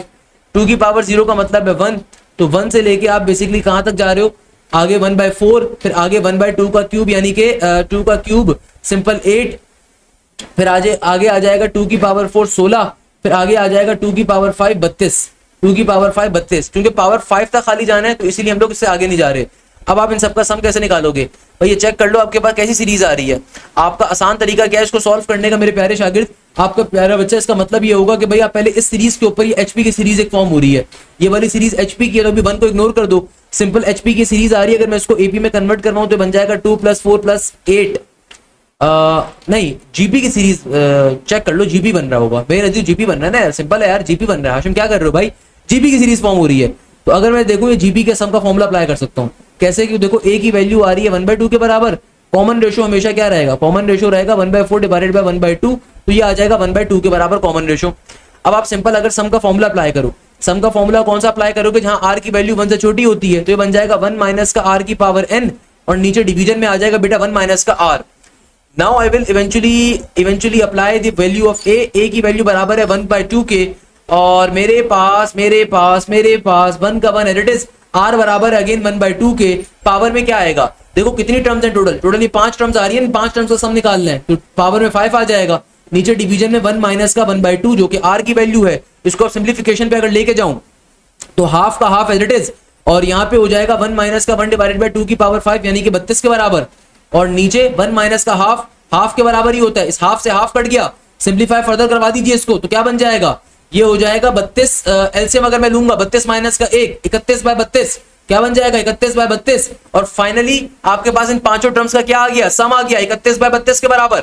अब इसमें 1 का इजाफा कर दो, तो बेटा 1 प्लस का 31/32 क्या बन जाएगा, ये हो जाएगा 32 प्लस का 31, 32 प्लस का 31 किसके बराबर आ जाएगा, 32 प्लस का 31 ये बन जाएगा सिंपल तरीके से 63 डिवाइडेड बाय 32 के बराबर। क्वेश्चन फाइनली सॉल्व हो जाएगा। सिंपल तरीके से हमारे क्वेश्चन क्या हो गया, सॉल्व हो गया। नेक्स्ट क्वेश्चन में सम ऑफ जीबी का एक क्वेश्चन आ रहा है 2 + 3 + समथिंग लाइक का, सॉल्व कर सकते हो। Kin is most closely similar to, kin मेरे ख्याल में रिलेटिव को कहते हैं, if I am not wrong, check कर लेना यार, ये इंग्लिश में कुछ बड़ा बड़ा लग तो रहा है मुझे। समराइज का सिनोनियम पूछा हुआ था, कॉम्प्लाई का एंटोनियम पूछा हुआ था, ऑड वन आउट था, correct wrong blank right distance, correct wrong blank right distance odd one out होगा ना यार ऑड वन आउट की प्रैक्टिस कैसे करते हो, कुछ समझने से कासिर हूं। ऑड वन आउट की प्रैक्टिस कब की जाती है भाई, क्वेश्चन पढ़ के अंदाजा होता है। बच्चे का मेरा मैसेज आया, कहते सर वो ऑड वन आउट की प्रैक्टिस कैसे करें, मैं बोला यार ऑड वन आउट की प्रैक्टिस भी की जाती है भाई, वो तो आप क्वेश्चन पढ़ के अंदाजा हो जाएगा ना कि एक एमसीक्यूज कौन सा सबसे बावला है, एक ऑप्शन कौन सा सबसे ज्यादा खराब है, वो तो ऑप्शन पढ़ के अंदाजा हो जाएगा यार। Correct wrong blank right distance, तो डिस्टेंस कभी भी एमसीक्यूज का ऐसा थोड़ी होता है, करेक्ट होता है रॉन्ग होता है, ब्लैंक आप छोड़ दी, राइट कर दिया आपने, करेक्ट कर दिया आपने, वो होता है। नेक्स्ट क्वेश्चन हमारे पास आ रहा है सिंपल तरीके से 2 divided by x square minus का 1 by y square equal to 2। तो x और y की वैल्यू निकालनी है आपको, दो इक्वेशंस गिवन है, बच्चों वाला चीज है यार। आपको क्वेश्चन क्या आ रहा है, मैं थोड़ी सी जगह बना लेता हूं भाई, अगर आप मुझे इजाजत देंगे तो मैं जगह क्रिएट थोड़ी सी कर लेता हूं भाई, सही है भाई। मेरे पास बेसिकली मैंने जगह थोड़ी सी यहाँ पे इस तरीके से जगह क्रिएट कर ली। तो एग्जामिनर क्या कह रहा है, एग्जामिनर कह रहा है कि भाई दो इक्वेशंस गिवन थी सर, एक इक्वेशन आ रही है 2 divided by x square minus का 1 by y square equal to के बाद 2 आ रहा है, यहाँ पे आ रहा है 4 बाय x स्क्वायर माइनस का 1 by y square equal to के बाद नेगेटिव का 3 आ रहा है। x और y की वैल्यू निकालनी है, सिंप्लीफिकेशन करवा दो। कैसे करवाओगे, एलसीएम लो पहले तो यहाँ पे भी, तो इधर x स्क्वायर y स्क्वायर, ये 2y स्क्वायर बन गया, ये माइनस का x स्क्वायर बन गया इक्वल टू 2। यहाँ पे भी एलसीएम लोगे इस वाली इक्वेशन के अंदर भी, तो ये हो गया x स्क्वायर y स्क्वायर, ये बन गया 4y स्क्वायर माइनस का x स्क्वायर इक्वल टू -3। तो भैया सिंपल तरीके से इन दोनों इक्वेशन को सिंप्लीफाई करवा लो। कैसे करवाओगे भाई, ये भी मैं अब बताऊं क्या, भाई ये डिवाइड हो रहा है वहां पे मल्टीप्लाई हो जाएगा। सिंपल तरीके से फिर आप क्या करवा सकते हो, सिंपल तरीके से एक सब्स्टिट्यूशन मेथड का इस्तेमाल करोगे, एक की वैल्यू दूसरे में डाल दो, नहीं तो एक और आसान तरीका बता देता हूं, ऑप्शंस गिवन होंगे, हिडन ट्राई मेथड इस्तेमाल कर लो, x और y की वैल्यू गिवन होगी, हिडन ट्राई मेथड इस्तेमाल करो, जिस ऑप्शन के ऊपर ये दोनों इक्वेशंस के ऊपर लेफ्ट हैंड साइड 100 के बराबर आ जाए, करेक्ट हो जाएगा। नेक्स्ट क्वेश्चन परसेंटेजेस का क्वेश्चन आ रहा है ना, बड़ा इंटरेस्टिंग आ रहा है। एग्जामिनर कहते हैं if a length of a side of a square is increase by 100%, it's area increases by dash. अब देखो मैंने बाय द वे मैंने परसेंटेजेस के ऊपर जितनी मैंने एफर्ट्स करी थी, जितनी मैंने मेहनत करी थी ना, इतनी किसी ने नहीं करी होगी। इस साल के स्टार्ट के अंदर मैंने 90 क्वेश्चंस की मैंने वीडियो पूरी बना के डाली थी, परसेंटेज के टॉपिक को एक्सप्लेन करके 90 वीडियो एमसीक्यूज में सॉल्व करवाए थे, क्वेश्चन सॉल्व करवाए थे, आईबीए के, लम्स के, फास्ट के, नस्ट के। कौम के बच्चों ने अच्छा रिस्पॉन्स नहीं दिया, और बंदा इतनी मेहनत करे तो भाई मैंने आपको सारी कॉन्सेप्ट वाले पढ़ाए थे आप लोगों को, अगर आपको याद हो। बच्चे को चाहिए 20 मिनट की वीडियो माशाल्लाह से, उसमें पूरा कॉन्सेप्ट कवर हो जाए। अब क्वेश्चन आ रहा है length of the side of a square is increase by 100%, area increases by dash. यानी कि देखो मैं कंसीडर कर लेता हूं कि मुझे स्क्वायर के एरिया की बात कर रहा है, तो भाई एरिया ऑफ द स्क्वायर का फॉर्मूला क्या होता है, एरिया ऑफ द स्क्वायर का फॉर्मूला होता है साइड का square, side multiply by side. तो अगर मैं कंसीडर करता हूं कि मेरे पास जो ओरिजिनल साइड है ना किसी भी स्क्वायर की, ओरिजिनल साइड जो आ रही है ये बराबर है s के, फॉर एग्जांपल, सही है, और ओरिजिनल एरिया क्या है, लेट्स सपोज ओरिजिनल साइड बराबर है s के और ओरिजिनल एरिया बराबर है किसके, s स्क्वायर के। तो एग्जामिनर कह रहे हैं कि भाई अगर तुम्हारी लेंथ ऑफ दी साइड को इंक्रीज कर दिया जाए 100% के ऊपर, तो मैं कहता हूं कि जो न्यू साइड आ रही है वो किसके बराबर होगी, वो होगी s + 100 के, फॉर एग्जाम्पल। अच्छा भाई, और न्यू एरिया क्या होगा, फिर न्यू एरिया मेरे पास किसके बराबर आएगा, अगर मैं न्यू एरिया को चेक करूं तो न्यू एरिया क्या होगा, जाहिर सी बात है एरिया का फॉर्मूला तो वही होता है साइड मल्टीप्लाई बाय साइड, मगर चूंकि मेरी न्यू साइड अब s + 100 के बराबर है तो न्यू एरिया क्या बन जाएगा, ये हो जाएगा 2 टाइम्स ऑफ दी साइड के स्क्वायर के, यानी कि 4s स्क्वायर के बराबर। तो अगर मैं इंक्रीज इन एरिया चेक करना चाहता हूं तो वो क्या करूंगा कि सिंपल तरीके से जो न्यू एरिया है उसमें से पुराने वाले एरिया को माइनस करूंगा, क्योंकि हम लोग अपनी चूंकि साइड को 100% इंक्रीज करने के 2 टाइम्स इंक्रीज हो रहा है, तो न्यू एरिया क्या आया, तभी 2 टाइम्स ऑफ द एस के बराबर आई ना मेरी न्यू साइड। बताने का मकसद क्या कि 2s का स्क्वायर ही हो गया। तो मेरे पास सिंपल जो न्यू एरिया था माइनस ओल्डर एरिया, और नीचे डिवीजन के अंदर आपके पास सिंपल तरीके से जो आपका ओरिजिनल एरिया था आपने उसको रखा, इसको मल्टीप्लाई करवा दीजिए 100 के साथ, तो ये क्या बन जाएगा 4s माइनस का s 3s स्क्वायर के बराबर, नीचे वाला s स्क्वायर से x स्क्वायर कट जाएगा, मल्टीप्लाई बाय 100, तो यानी कि ये 300% के ऊपर इंक्रीज होगा। यानी कि भाई मेरा इंक्रीज किसके ऊपर आएगा, एरिया के अंदर 300% का इंक्रीमेंट आ रहा होगा, इंक्रीज आ रहा होगा। नेक्स्ट क्वेश्चन में एग्जामिनर कहता है if diameter is increased by 50%, if diameter is increased by 50%, area is increased by dash। अब इस क्वेश्चन में एग्जामिनर आपको अगेन एक बड़ा बेहतरीन क्वेश्चन दे रहा है बेसिक मैथ्स का, कि अगर तुमने डायमीटर को इंक्रीज करा है 50% के ऊपर, तो एरिया कितने परसेंट इंक्रीज हो रहा है। तो बेटा देखो मेरा एरिया का फॉर्मूला क्या होता है, एरिया बराबर होता है पाई आर स्क्वायर के। तो अगर मेरा डायमीटर 50% इंक्रीज हुआ है, यानी कि डायमीटर किसके बराबर आ गया, ट्वाइस ऑफ द रेडियस के बराबर होता है, और चूंकि 50% इंक्रीज हुआ है तो रेडियस भी 50% इंक्रीज होगा। ये क्वेश्चन वैसे जीआई क्या ये फास्ट में ही पूछा गया था कि अगर आप डायमीटर को इंक्रीज करते हैं तो रेडियस में कितने परसेंट इंक्रीमेंट आएगा। तो याद रखिएगा जितने परसेंट से डायमीटर इंक्रीज होता है उतने परसेंट से ही रेडियस इंक्रीज होता है, क्योंकि दोनों आपस में डायरेक्टली प्रोपोर्शनल होते हैं। ऑल्दो रेडियस बराबर होता है, आप डायमीटर बराबर होता है ट्वाइस ऑफ द रेडियस के, ये नॉर्मल बात है, मगर चूंकि दोनों आपस में डायरेक्टली प्रोपोर्शनल है, तो जितने परसेंटेज से डायमीटर इंक्रीज होगा उतने परसेंटेज से ही रेडियस भी इंक्रीज होगा। बेसिक में चीज आ रही है। तो इसका मतलब क्या बनता है, इसका मतलब ये बनता है कि भाई अगर मेरा डायमीटर बराबर है ट्वाइस ऑफ द रेडियस के, तो अगर डायमीटर आपके पास 50% इंक्रीज कर रहा है तो रेडियस 50% इंक्रीज करेगा। तो मेरा न्यू रेडियस क्या आ जाए, तो बेटा देखो हमारे पास सिंपल तरीके से अब न्यू रेडियस में क्या कह सकता हूं किसके बराबर होगा, तो न्यू रेडियस बराबर होगा r प्लस के 0.5 टाइम्स ऑफ द रेडियस के, सही है ना, क्योंकि 50% इंक्रीज हो रहा है रेडियस। तो न्यू रेडियस क्या होगा r प्लस का 0.5 r यानी कि 1.5 r के। तो न्यू एरिया क्या बन जाएगा, मेरा एरिया न्यू आ जाएगा सिंपल पाई का पायर, और न्यू रेडियस की वैल्यू आ रही है 1.5 r के बराबर। तो ये आ जाएगा आपके पास सिंपल किसके बराबर, ऑब्वियसली इसमें स्क्वायर भी तो होता है, तो ये बन जाएगा 1.5 का स्क्वायर। तो 1.5 का स्क्वायर क्या होगा, 1.5 को यानी कि 1.5 से अगर मल्टीप्लाई करना है तो 15 क्या होता है 225 के बराबर होता है, और 2 नंबर्स में डेसिमल आ रहा है तो राइट हैंड साइड से 2 नंबर पहले डेसिमल लगा दोगे, तो ये बन जाएगा हमारे पास simple 2.25 r square into pi के। तो हमारे पास जो न्यू एरिया आ गया ये आ गया 2.25 r स्क्वायर के। अब इंक्रीज इन एरिया अगर आपको कैलकुलेट करना है तो इंक्रीज कैलकुलेट करने का फॉर्मूला ये होता है कि जो भी आपका बेटा न्यू एरिया आया है उसमें से आपने पुराने एरिया को माइनस करवा दीजिए, सही है, और नीचे डिवीजन के अंदर जो आपका ओरिजिनल एरिया था उसको लिखोगे। तो 2.25 में से जब मैं पाई आर स्क्वायर को माइनस करूंगा यानी कि 1 पाई आर स्क्वायर को, तो ये आ जाएगा आपके पास 1.25 पाई आर स्क्वायर के, और नीचे वाले पाई आर स्क्वायर से पाई आर स्क्वायर कट जाएगा, मल्टीप्लाई बाय 100 करवाओगे तो आपके पास ये आ जाएगा 125 के बराबर। किसके बराबर आ जाएगा 125 के। भाई ऊपर वाले क्वेश्चन की लॉजिक और इसकी लॉजिक बिल्कुल सिमिलर आ रही है, मतलब इसमें कतई तौर पे कोई भी चीज डिफरेंट नहीं है। जो ऊपर वाला क्वेश्चन आ रहा था सेम क्वेश्चन हमारे पास नीचे भी आ रहा था, सिंपल तरीके से हमारे पास क्वेश्चन क्या हो गया, सॉल्व हो गया। तो भाई इसमें क्या मुश्किल बात है। नेक्स्ट क्वेश्चन अगेन रिपीटेड आ रहा है, मैराथन से आ रहा है, सही है ना भाई। नेक्स्ट क्वेश्चन क्या आ रहा है हमारे पास, एग्जामिनर कहता है volume of a cube is 64 centimetre. Volume of a cube, अच्छा क्यूब का वॉल्यूम आपको गिवन है किसके बराबर, volume of the cube given है मुझे 64 सेंटीमीटर क्यूब के बराबर। किसके बराबर गिवन है, सिंपल तरीके से ये बराबर है 64 सेंटीमीटर क्यूब के बराबर। एग्जामिनर आपसे क्या कह रहा है, एग्जामिनर आपसे कहता है कि भाई सिंपल तरीके से क्या कैलकुलेट करके बताओ, कैलकुलेट करके बताओ सिंपल तरीके से किस चीज को, सम ऑफ इट्स एजेस को, यानी कि 64 सेंटीमीटर क्यूब के बराबर ये गिवन है और मुझे क्या निकालना है, सम ऑफ द एजेस। हमें पता है वॉल्यूम ऑफ द क्यूब का नॉर्मली फॉर्मूला होता है लेंथ क्यूब के बराबर। तो अगर L क्यूब बराबर है 64 के, तो 64 किसका क्यूब होता है, 4 का क्यूब होता है ना 64। तो आपके पास सिंपल तरीके से क्या बन जाएगी, L की वैल्यू आ जाएगी, एक लेंथ की वैल्यू आ जाएगी 4 के बराबर, क्योंकि 4 क्यूब बराबर होता है। तो आपके पास सिंपल तरीके से L की वैल्यू यानी कि एक साइड की वैल्यू आपके पास एक पर्टिकुलर एज की वैल्यू क्या आ गई 4 के बराबर। आसान सामने समझाता हूं। एग्जामिनर कह रहे हैं सम ऑफ द एजेस बताइए। याद रखिएगा दुनिया के अंदर हर क्यूब के अंदर, अब ये क्वेश्चन थोड़ा ट्रिकी है, डिफिकल्ट है, बच्चे को मालूम ही नहीं होगा। दुनिया के अंदर कोई भी क्यूब अगर एग्जिस्ट करता है उसमें टोटल 12 एजेस होते हैं। एक क्यूब के अंदर कितने एजेस होते हैं, 12। तो आप सिंपल तरीके से 12 को जब 4 से मल्टीप्लाई करोगे तो ये बन जाएगा 48 के बराबर। नॉर्मली बच्चे क्या करेंगे, सिंपल वो करवा देंगे अपने पास सम आपके पास लेंगे 4 + 4 + 4 3 दफा कि सर L क्यूब फॉर्मूला होता है। अरे भाई वो एक लेंथ का फॉर्मूला होता है, एग्जामिनर ने एजेस का सम का है, तो टोटल 12 के करीब एजेस होते हैं क्यूब के अंदर। तो भाई आप 12 दफा 4 को सम लोगे तो 12 इंटू 4 कर दो, डायरेक्टली आंसर आ जाएगा। नेक्स्ट क्वेश्चन में एग्जामिनर कहता है a polygon has an external angle each of 40 degree, the number of side.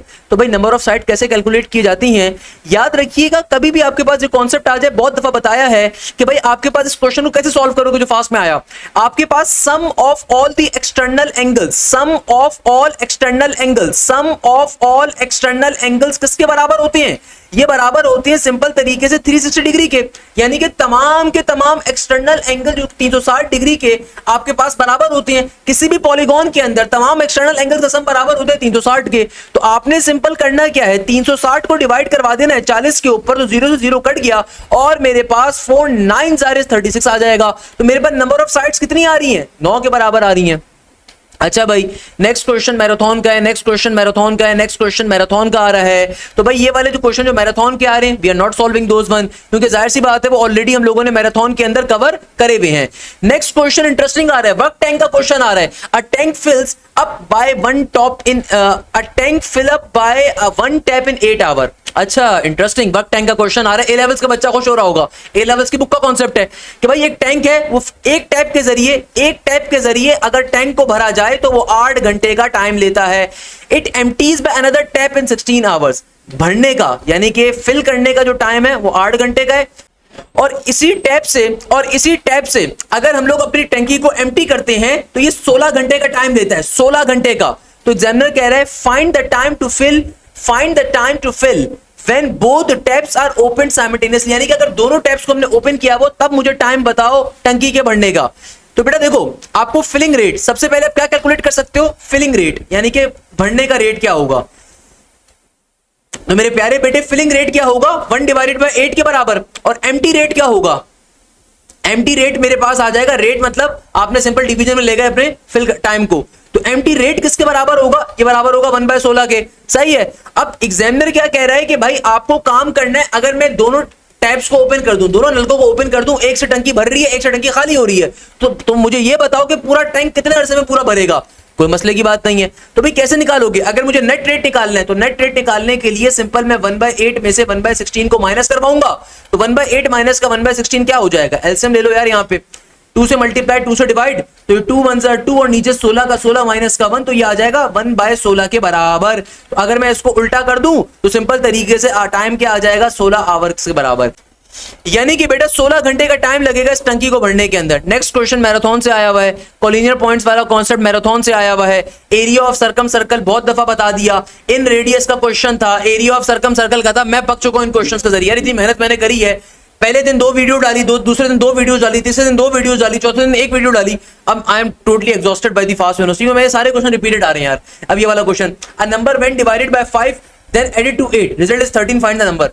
एक नंबर है जब वो डिवाइड करवाते हो 5 के ऊपर, a number when divided by 5, let suppose number x आ रहा है, जब उसको आप डिवाइड करवा रहे हो 5 के ऊपर, then added to the 8 result is 13, find the number. LCM लेके सिंपलीफाई कर लो, क्या बन जाएगा, 1 के 8 के नीचे कुछ भी नहीं है तो 1 है, 5 1 5 प्लस का 5 8 इज 40, इक्वल टू के बाद 13 का 13, ये 5 यहाँ पे डिवाइड हो रहा है, वहां पे मल्टीप्लाई हो जाएगा। 13 5 किसके बराबर होता है, 13 5 बराबर होता है 65 के। तो x की वैल्यू क्या आ जाएगी, 65 माइनस का 40, तो 65 में से अगर 40 को कैंसिल आउट करोगे तो x की वैल्यू आ जाएगी 25 के बराबर, यानी कि सिंपल तरीके से क्वेश्चन सॉल्व हो गया। अब देखो मेरे पास जो नेक्स्ट क्वेश्चन आ रहा है, इसमें एग्जामिनर कहता है अगर दुनिया के अंदर आप 2 नंबर्स को मल्टीप्लाई कर रहे हो, ये कॉन्सेप्ट आ रहा है ग्रुप्स के टॉपिक का, इसको कहा जाता है स्टैंडर्ड बाइनरी ऑपरेशंस का कॉन्सेप्ट, या फिर इसको हम एक और नाम इसका कहते थे कि भाई ऐसे ऑपरेशन जहां पे डिफाइंड हो, वेल डिफाइंड ऑपरेशंस का होना। सही है ना। तो एग्जामिनर कह रहे हैं कि भाई 2 टर्म्स के दरमियान अगर स्टेरिक का सिंबल आ जाए तो वहां पे आप क्या करोगे, आप पहले ब्रैकेट की पहली वैल्यू उठाओगे, दूसरे ब्रैकेट की पहली वैल्यू उठाओगे, बीच में प्लस का साइन, फिर पहले ब्रैकेट की दूसरी वैल्यू और दूसरे ब्रैकेट की दूसरी वैल्यू के दरमियान माइनस करवाओगे। तो एग्जामिनर कह रहा है कि 1,2 स्टेरिक 1,1 अगर बराबर है 1,a स्टेरिक 1,2 के, तो a की वैल्यू क्या होगी, आधा बच्चा यहीं पे बेहोश हो जाएगा, मैं गारंटी देने को तैयार हूं, आधा बच्चा बेहोश हो जाएगा। सर इतना मुश्किल क्वेश्चन आ रहा था, ये टॉपिक तो सिंध बोर्ड में है ही नहीं या पंजाब बोर्ड में नहीं है भाई, ये ग्रुप्स का टॉपिक है, पुरानी किताबों के अंदर था। और इस टॉपिक की लॉजिक क्या बनेगी कि देखो सिंपल तरीके से पहले ब्रैकेट की पहली वैल्यू दूसरे ब्रैकेट की पहली वैल्यू क्या करना है, इनका सम कर देना है। तो 1 + का 1 2 बन गया, फिर कॉमा, फिर पहले ब्रैकेट की दूसरी वैल्यू, दूसरे ब्रैकेट की दूसरी वैल्यू, इनका आपने सबट्रैक्शन करवानी है, तो 2 माइनस का 1 हो जाएगा। एग्जामिनर आगे कह रहा है इक्वल टू का साइन है, फिर अगेन 1 कॉमा ए स्टेरिक 1 कॉमा 2 आ रहा है, तो सेम फनकारी करोगे, पहले ब्रैकेट की पहली वैल्यू दूसरे ब्रैकेट की पहली वैल्यू, तो 1 प्लस का 1 2 बन गया, कॉमा, और इन दोनों के दरमियान सबट्रैक्शन होगी तो ए माइनस का 2 बन जाएगा। तो ये 2 कॉमा 2 माइनस का 1 1 इक्वल टू 1 प्लस का 1 2 कॉमा ए माइनस का 2। चूंकि दोनों इक्वल टू के आमने सामने कोऑर्डिनेट पॉइंट्स आपस में बराबर आ रहे हैं, तो जाहिर सी बात है ये x x के बराबर होगा, ये y वाला y के बराबर होगा, तो यानी कि मैं कह सकता हूं कि 1 बराबर है a माइनस 2 के, तो आपके पास a की वैल्यू आ जाएगी माइनस का 2 प्लस का 1 3 के बराबर। क्वेश्चन सॉल्व हो गया। कौन कहते हैं मुश्किल है? ये एक टॉपिक मैंने आपको बिल्कुल लास्ट क्लास में पढ़ाया था, वेल डिफाइंड बाइनरी ऑपरेशंस का, सही है ना बेटा? और इसमें एग्जामिनर कह रहे हैं कि अगर फोसाई बराबर है 0 कॉमा नेगेटिव a के, तो ये पैराबोला किस साइड पे ओपन होगा?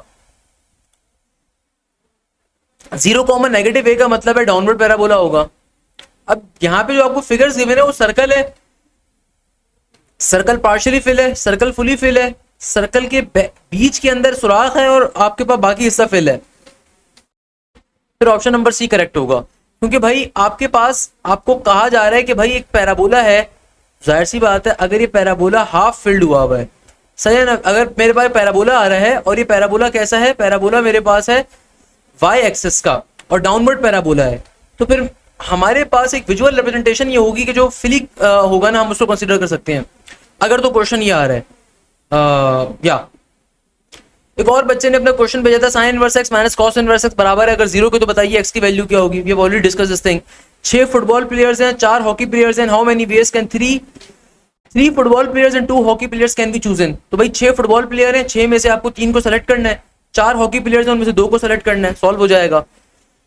देन इंग्लिश के एमसीक्यूज बच्चे ने लिखे हैं, I dash rich I would travel to world was ever, if I was rich if I were rich, इसका क्वेश्चन आया हुआ था। Between you and dash this is a bad decision, between you and I या between you and me, every woman has dash own ambitions her या their, she took the keys out of her pocket, put them dash in the lock by into off, यानी कि भाई she took the keys out dash her pocket and put them dash the lock by into off in।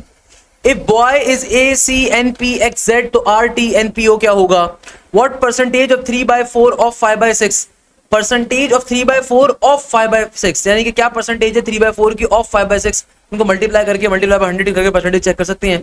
2 cos 30 sin 15, तो ये आपके पास आ रहा है simple, ये पहले दिन भी मैंने बताया था, दूसरे दिन भी बताया था, प्रोडक्ट टू सम का कॉन्सेप्ट आ रहा है। एडजॉइंट आपसे पूछा हुआ है, तो 2/2 के अंदर एडजॉइंट कैसे निकालते हो? सिंपल, आपके जो डायगोनल एलिमेंट्स होते हैं उनकी पोजीशन को चेंज कर देते हो, नॉन डायगोनल्स को नेगेटिव साइन से मल्टीप्लाई कर देते हो। मल्टीप्लिकेटिव इनवर्स रिपीटेड आ रहा है, पीरियड ऑफ 5 cos 8x + 10 आ रहा है, तो इसका पीरियड क्या होगा? cos का स्टैंडर्ड पीरियड 2 पाई है, जो भी वैल्यू तुम्हारे एंगल से मल्टीप्लाई हो रही है डिवीजन में चली जाएगी, बस सिंपल है। रेंज पूछी हुई नेगेटिव 5/2 sin 2x + 3 की, अगेन रिपीटेड आ रहा है। A line L is perpendicular to x axis, the point on the line R -7, -2 a, 2 find a, यानी कि एक लाइन है वो परपेंडिकुलर है x एक्सिस के, एक लाइन है वो x एक्सिस के परपेंडिकुलर आ रही है। The points on the line are this, यानी कि आपको उस लाइन के ऊपर 2 पॉइंट्स भी दिए हुए हैं। जाहिर सी बात है अगर ये लाइन x एक्सिस के परपेंडिकुलर है तो जाहिर सी बात है y के पैरेलल होगी, तो इस लाइन का स्लोप क्या होगा? इस लाइन का स्लोप पे निकालना चाहते हो, किस पे निकालोगे? स्लोप पे निकाल लो। मैं तो कहता हूं यार, अगर ये लाइन कैसी है, अगर ये लाइन y एक्सिस के परपेंडिकुलर, अगर ये लाइन x एक्सिस के परपेंडिकुलर आ रही है, तो जाहिर सी बात है इसका स्लोप क्या आ जाएगा हमारे पास? इस लाइन का जो स्लोप होगा ना, ये बराबर होगा किसके? इंफिनिटी के, क्योंकि भैया स्लोप की वैल्यू 0 होती है जब लाइन x एक्सिस की होती है, जब लाइन y एक्सिस की होती है स्लोप इंफिनिटी होता है, क्योंकि हमारे पास सिंपल तरीके से टेंजेंट 90 बराबर होता है किसके? इंफिनिटी के। तो भाई हमारे पास यानी कि इस लाइन का स्लोप क्या होगा? इंफिनिटी के बराबर। तो आपको 2 पॉइंट्स गिवन है, ए की वैल्यू निकाल लो, स्लोप के फॉर्मूले के ऊपर सॉल्व हो जाएगा। एक और क्वेश्चन आ रहा है, slope of the tangent to y is equal to e की power ln sin x। Slope का मतलब क्या होता है? सिंपल dy/dx का होना।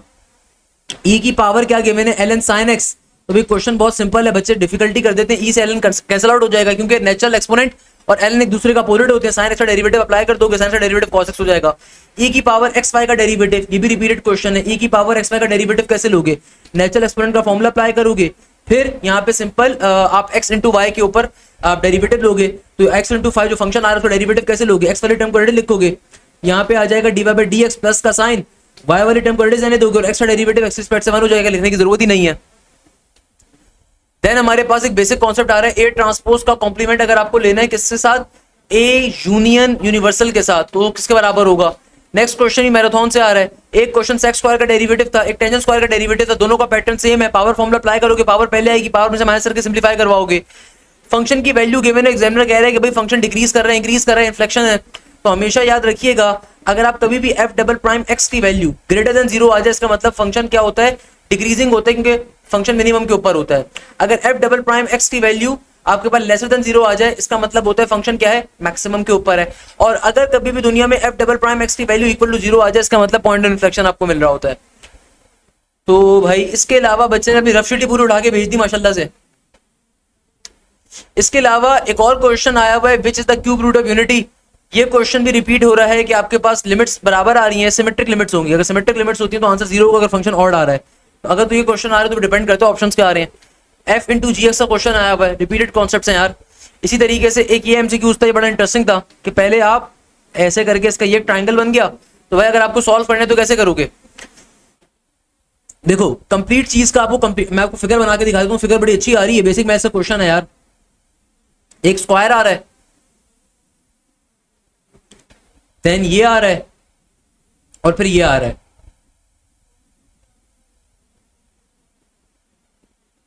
तो ये क्वेश्चन बेसिकली ऐसे आ रहा है हमारे पास, है ना। ये हमारे पास इस तरीके से क्वेश्चन क्या आ रहा है, ये आ रहा है, सही है। अब देखो एग्जामिनर ने यहाँ पे आपको ये पूरा कंप्लीट डिस्टेंस बताया हुआ 20, तो जाहिर सी बात ये भी 20 होगा। अच्छा ये वाला कंप्लीट आपको बताया हुआ 17 के बराबर है, यानी कि पूरा 17 के बराबर है। और सिर्फ इतना हिस्सा कितने के बराबर है, ये 12 के बराबर। 17 में से अगर 12 निकालो तो क्या बचेगा, 5। 17 में से अगर आप 12 को माइनस करोगे तो क्या बन जाएगा, तकरीबन 5 ही बनेगा। तो यानी कि ये वाला हिस्सा कितना होगा, 5 के बराबर। अगर मुझे ये वाला हिस्सा चाहिए तो राइट एंगल ट्रायंगल तो फॉर्म हो रहा है, सॉल्व कर लो यार, बेसिक चीज है। पाइथागोरस थ्योरम को अप्लाई करके सॉल्व तो हो जाएगा, क्या मुश्किल है।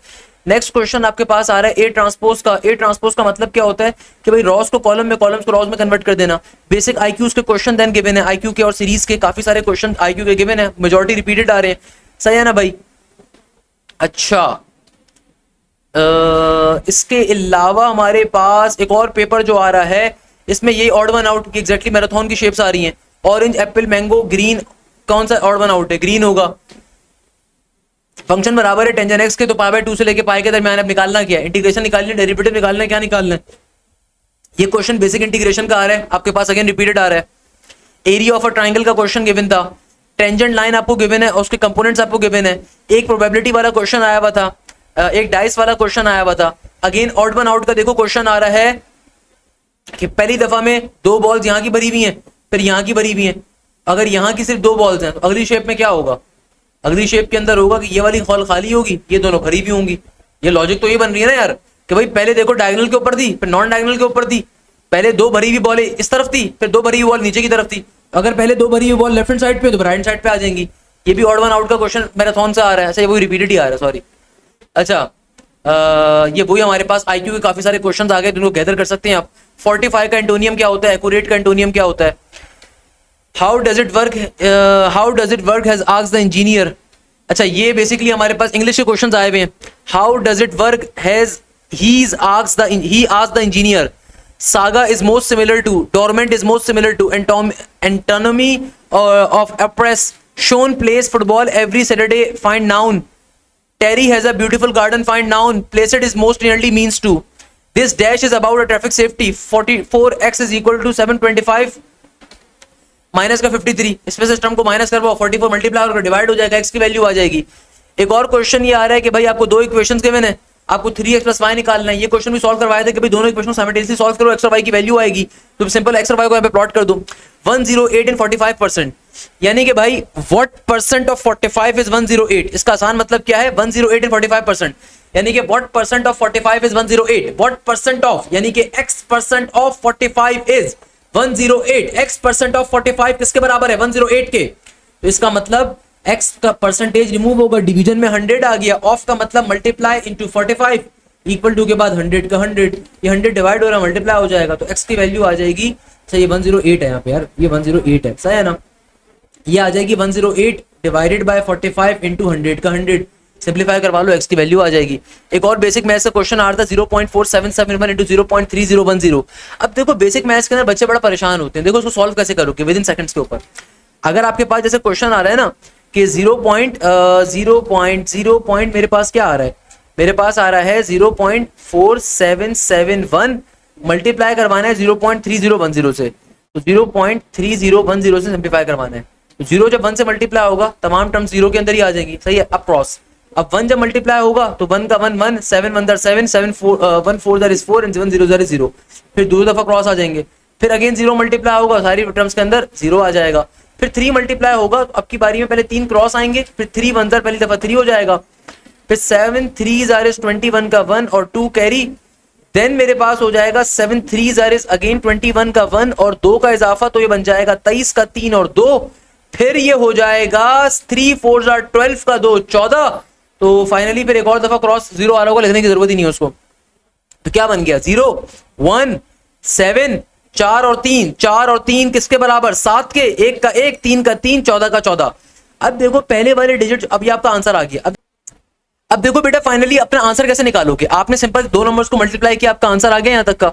अब देखो जिन दो नंबर्स को मैंने मल्टीप्लाई किया इसमें 4 डिजिट पहले वाले नंबर में 4 डिजिट पहले डेसिमल आ रहा है, दूसरे वाले नंबर में भी 4 डिजिट पहले डेसिमल आ रहा है, तो इन कंबाइन 8 डिजिट पहले डेसिमल आएगा। तो 1 2 3 4 5 6 7 8, तो 8 डिजिट पहले डेसिमल आ जाएगा, 0.14317710 मेरा तकरीबन आंसर होगा। इसको डिवाइड करवा दो 8 के ऊपर, तो अब डेसिमल को अगर आगे भिजवाओ तो 14 करवा के रेज़ टू द पावर -2, तो 8 से करवा दो सिंप्लीफाई, कोई मसला थोड़ी है इसके अंदर बेटा। अच्छा नेक्स्ट क्वेश्चन बड़ा सिंपल आ रहा है, एग्जामिनर कह रहे हैं 5 omega square plus 5 plus 8 omega divided by omega whole power में स्क्वायर। तो कह रहे हैं ओमेगा अगर बराबर है 2 के, तो बताइए फाइंड द वैल्यू ऑफ, इसको सिंप्लीफाई करो, इसको सॉल्व करो। अगर ओमेगा बराबर है 2 के, ये ओमेगा लिखा हुआ है जहां तक, ये ओमेगा की वैल्यू लिखी हुई है भाई, ये ओमेगा 2 लिखा हुआ है, अदरवाइज नहीं तो फिर आपको a प्लस बी प्लस सी का होल स्क्वायर का फॉर्मूला अप्लाई करना पड़ेगा, वो डिफिकल्ट हो जाएगा। आई डोंट थिंक कि वो आया हुआ होगा। चलो लेट सपोज अगर ओमेगा भी, लेट सपोज ओमेगा की वैल्यू 2 नहीं है, let suppose question mark given है। अब देखो ये तो यार मुश्किल बात है ना कि क्वेश्चन एग्जैक्टली गिवन क्या है। तो अगर लेट सपोज ओमेगा भी आ रहा है ना, फिर भी सॉल्व कैसे करोगे, फिर पहले आप यहाँ पे एलसीएम को ब्रेक करवाओगे, तो बन जाएगा 5 omega square divided by omega. अगर लेट सपोज ये क्वेश्चन मार्क है, यहाँ पे 2 नहीं है, ये फॉर एग्जाम्पल ये बन जाएगा 5 बाय ओमेगा, ये बन जाएगा 8 ओमेगा बाय ओमेगा। अगर मैं सॉल्व करता हूं तो ये ओमेगा स्क्वायर खत्म हो जाएगा, तो ये बन जाएगा 5 ओमेगा, ये बन जाएगा 5 बाय ओमेगा, और ये बन जाएगा सिंपल मेरे पास 8 का 8। अब अगर मैं बाहर स्क्वायर मौजूद है, अब अगर मैं इनको दो टर्म्स की फॉर्म में कन्वर्ट करूं, तो इधर आ जाएगा ओमेगा, इधर कोई फनकारी यार आ जाएगी। तो अगर मैं इनको दो टर्म्स की फॉर्म में ब्रेक करवा के सॉल्व कर लूं, तो ये बन जाएगा 5 ओमेगा स्क्वायर प्लस का 5 प्लस का 8। अगर मैं इस कंप्लीट टर्म को a कंसीडर करूं, इस कंप्लीट टर्म को b कंसीडर करूं, तो फिर ये a प्लस बी के होल स्क्वायर फॉर्मूले के ऊपर सॉल्व हो जाएगा। पर डिपेंड करता है क्वेश्चन क्या गिवन है, क्वेश्चन नॉट क्लियर, हो सकता है ओमेगा की वैल्यू डायरेक्टली गिवन और सॉल्व करने को कह रहा है एग्जामिनर, जहां तक मुझे लग रहा है वही बेहतर होगा। बट हो सकता है कि एग्जामिनर बोले कि यार नहीं इसको सॉल्व करो, ओमेगा यहां से कैलकुलेट करो। उस सूरत के अंदर देखो फिर आप इसको जब एलसीएम ब्रेक करोगे ना, तो इस एक टर्म को आप a कह दो, इस कंप्लीट टर्म को आप b कह दो, फिर a प्लस बी के होल स्क्वायर फॉर्मूला अप्लाई कर सकते हो आप। बस जो क्वेश्चन आ रहा है इसमें एग्जामिनर क्या कह रहा है, एग्जामिनर कह रहा है find the minor M17 if M17, भाई इसका मतलब होता है रॉ, इसका मतलब होता है कॉलम। या तो बच्चे ने क्वेश्चन गलत लिखा हुआ है, क्वेश्चन ही गलत गिवन है। एग्जामिनर कह रहे हैं 17 का माइनर निकालो, 17 ऑल्दो गिवन है यहाँ पे, बट नॉर्मली माइनर के अंदर जो यहाँ पे वैल्यू गिवन होती है रॉ और कॉलम को रिप्रेजेंट करती है, फर्स्ट रॉ सेवंथ कॉलम, ये तो पॉसिबल ही नहीं है यहाँ पे। या तो इसका आंसर होगा डज नॉट एग्जिस्ट, क्योंकि भाई माइनर के अंदर यहाँ पे जो वैल्यू होती है रिप्रेजेंट करती है, माइनर आपने कहाँ का निकालना है, first raw third column, first raw second column, third raw first column, third raw second column. But चलो मैं निकाल के बता देता हूँ, कह मुझे 17 का माइनर निकालना है, यानी कि जिस कॉलम रॉ में आ रहा है सबको इग्नोर, बाकी के 4 नंबर, ये हो जाएगा 18 12 19 और 13। सिंपल आप 2/2 का डिटरमिनेंट ले लोगे, आंसर आ जाएगा। 18 को 13 से मल्टीप्लाई करवाओगे, माइनस का साइन, 19 को 12 से मल्टीप्लाई करवाओगे, आंसर आ जाएगा। बेसिक चीज है। नेक्स्ट क्वेश्चन में एसेंट्रिसिटी पूछी हुई थी, बहुत दफा बता दिया यार, एसेंट्रिसिटी कैसे निकालोगे मेरे प्यारे बेटे। आपके पास ये हाइपरबोला आ रहा है, तो हाइपरबोला में जो वेरिएबल पॉजिटिव होता है वो a स्क्वायर रिप्रेजेंट करता है, दूसरा वाला b स्क्वायर करता है। तो एसेंट्रिसिटी निकालने का फॉर्मूला क्या है, a square plus b square, तो ये बन जाएगा 9 प्लस का 25, और नीचे आ जाएगा सिंपल a स्क्वायर का a स्क्वायर यानी कि 9, ऊपर आ जाएगा आपके पास 34 34 और नीचे आ जाएगा 9 का 9। सिंपल सॉल्व हो गया। Find the radius of a circle, radius of a circle if x square plus y square plus 10x plus 6y plus का 39। अब ये क्वेश्चन समझ लो, इंटरेस्टिंग है बेटा। रेडियस निकालने का फॉर्मूला होता है r is equal to under root के अंदर g स्क्वायर प्लस का f स्क्वायर माइनस का c। मैं आपको इसकी शॉर्टकट बता देता हूँ भाई, g और f यानी कि पहले सेंटर निकाल लो। सेंटर निकालने की ट्रिक क्या होती है, जो x और y कोफिशिएंट आ रहे हैं इनको डायरेक्टली -2 पे डिवाइड करवाइए, तो आपके पास ये क्या आ जाएगा, ये आ जाएगा नेगेटिव का 5 कॉमा नेगेटिव का 3। ये मैंने सर्कल का भी सेंटर निकाला है, सेंटर माइनस जी माइनस एफ होता है, मगर कोई फर्क नहीं पड़ता क्योंकि जी स्क्वायर होता है। तो -5 का स्क्वायर ये बन जाएगा पॉजिटिव का 25, और -3 का स्क्वायर ये बन जाएगा पॉजिटिव का 9, माइनस का सी कहते हैं कांस्टेंट को, कांस्टेंट यहाँ पे बराबर है किसके 39 के। तो 25 प्लस का 9, 25 प्लस का 9 ये तो 34 बन गया, और 34 में से 39 को अगर मैं माइनस करूंगा तो ये तो मेरे पास बहुत ही छोटा नंबर आएगा यार, ये तो मेरे पास आएगा सिंपल तरीके से नेगेटिव के अंदर वैल्यू आ रही होगी, जो अंडर रूट यानी कि आयोटा बेस रेडियस होगा।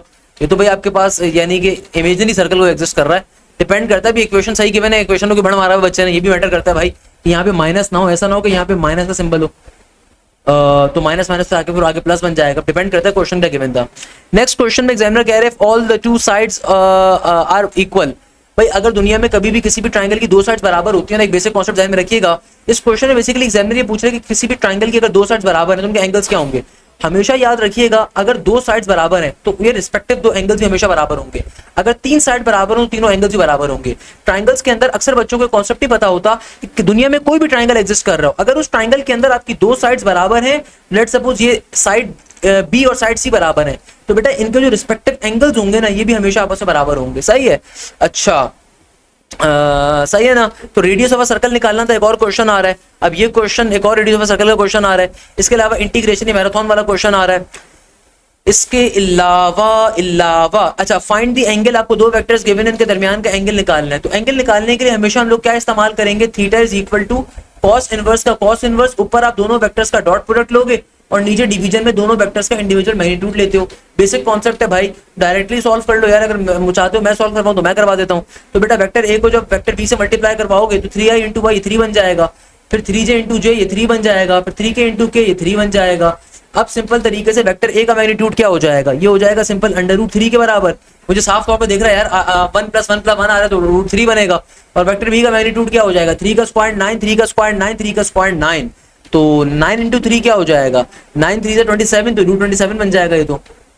अच्छा भाई, और कॉस इनवर्स का कॉस इनवर्स, तो ये बन जाएगा कॉस इनवर्स 3 + 3 + 3, ये 9 का 9 आ गया ऊपर, और रूट 3 और रूट 27, 27 इंटू 3, जब दोनों रूट्स आपस में दोनों के ऊपर रूट्स आ रहे हैं तो रूट को एक बार लिखो, 27 इंटू 3 81, तो नीचे आ गया रूट 81।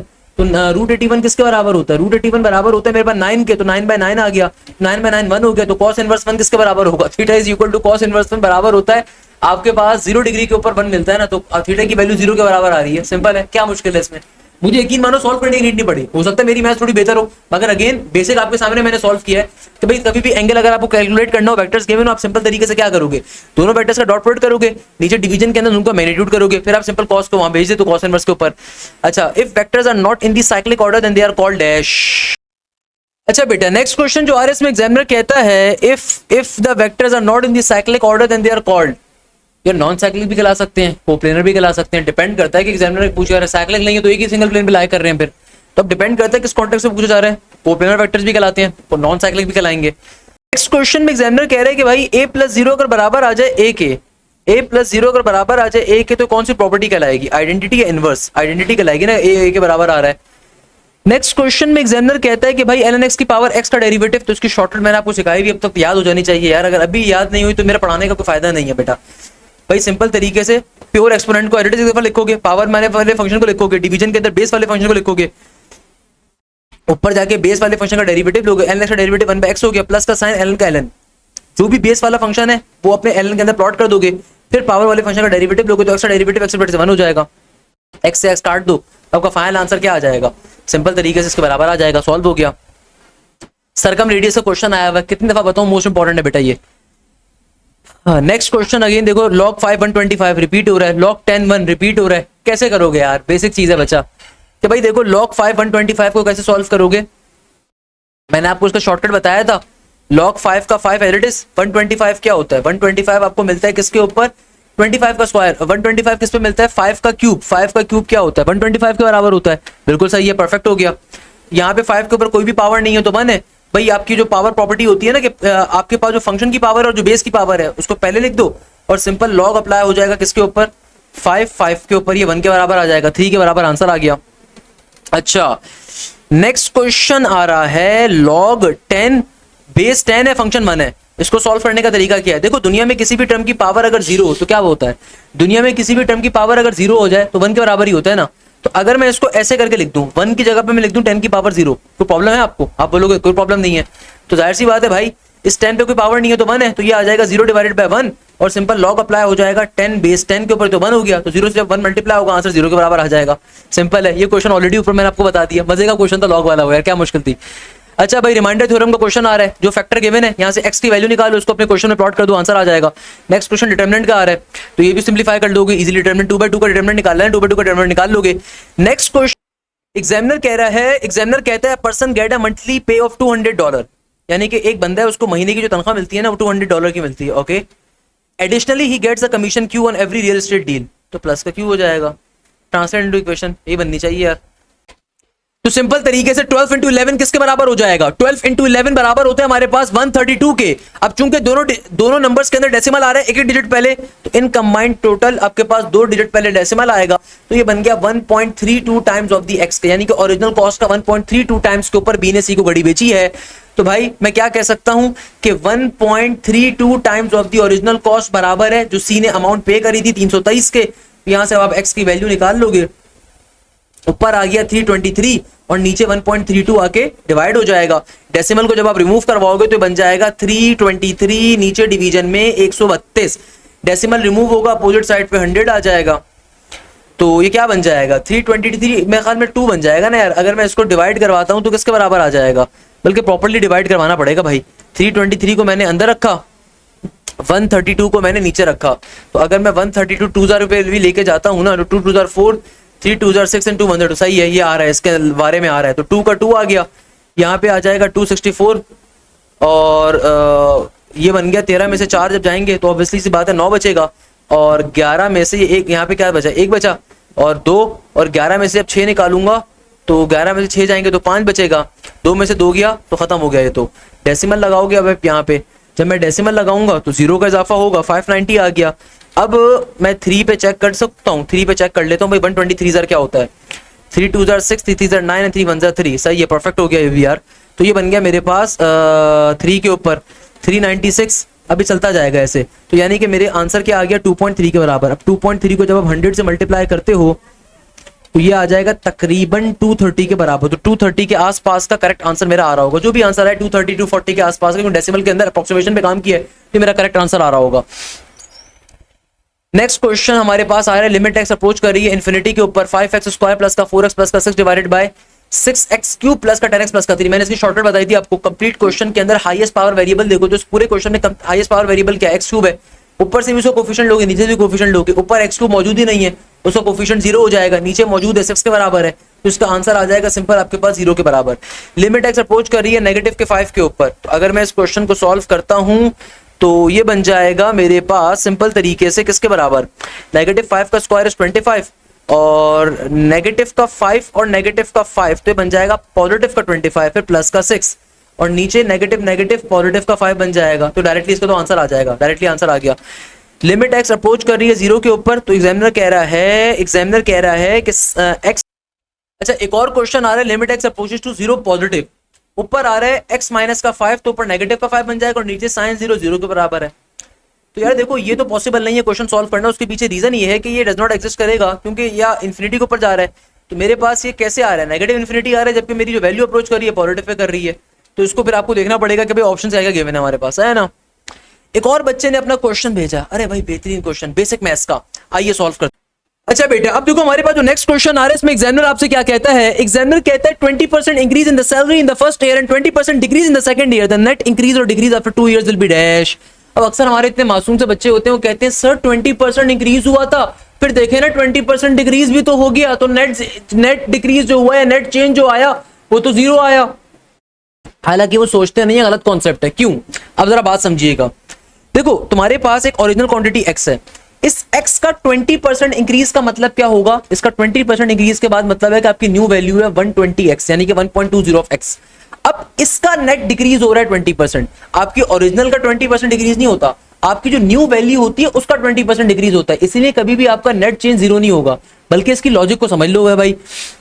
देखो मैं कंसीडर करता हूं कि मेरी इनिशियल सैलरी है 100 रुपए, फॉर एग्जाम्पल मैं कंसीडर करता हूं मेरी सैलरी क्या इनिशियली 100 रुपए, अगर इसके अंदर क्या हो रहा है 20% इंक्रीज हो रहा है, जब 20% इंक्रीज होगा ना, जरा और से बात समझिएगा, जब 20% इंक्रीज हो रहा है तो क्या बन जाएगा 100 का 20% क्या होता है, 20 के बराबर ही होगा, तो ऑब्वियसली सी बात है, आसान है, इसलिए मैंने 100 कंसीडर किया था, तो 120 बन गया। अब एग्जामिनर कह रहे हैं अगले साल 20% डिक्रीज हो रहा है। ये 20% डिक्रीज आपकी जो बेसिक अमाउंट थी उसका नहीं हो रहा, जो अमाउंट आपकी इंक्रीज होने के बाद अब फॉर्म हो गई इट इज 120, तो इसका 20% डिक्रीज हो रहा है। तो इसका 20% जब डिक्रीज होगा तो ये मेरी ओरिजिनल अमाउंट है, ये मेरी क्या है, ओरिजिनल अमाउंट है। तो इसका 20% क्या होगा, पहले तो निकालो, इसका 20% क्या होगा, 20 डिवाइडेड बाय 100 करो, 0 से 0 0 0 कट गया, 12 2 0 24, तो 120 का 20% होता है मेरे पास 24 के बराबर।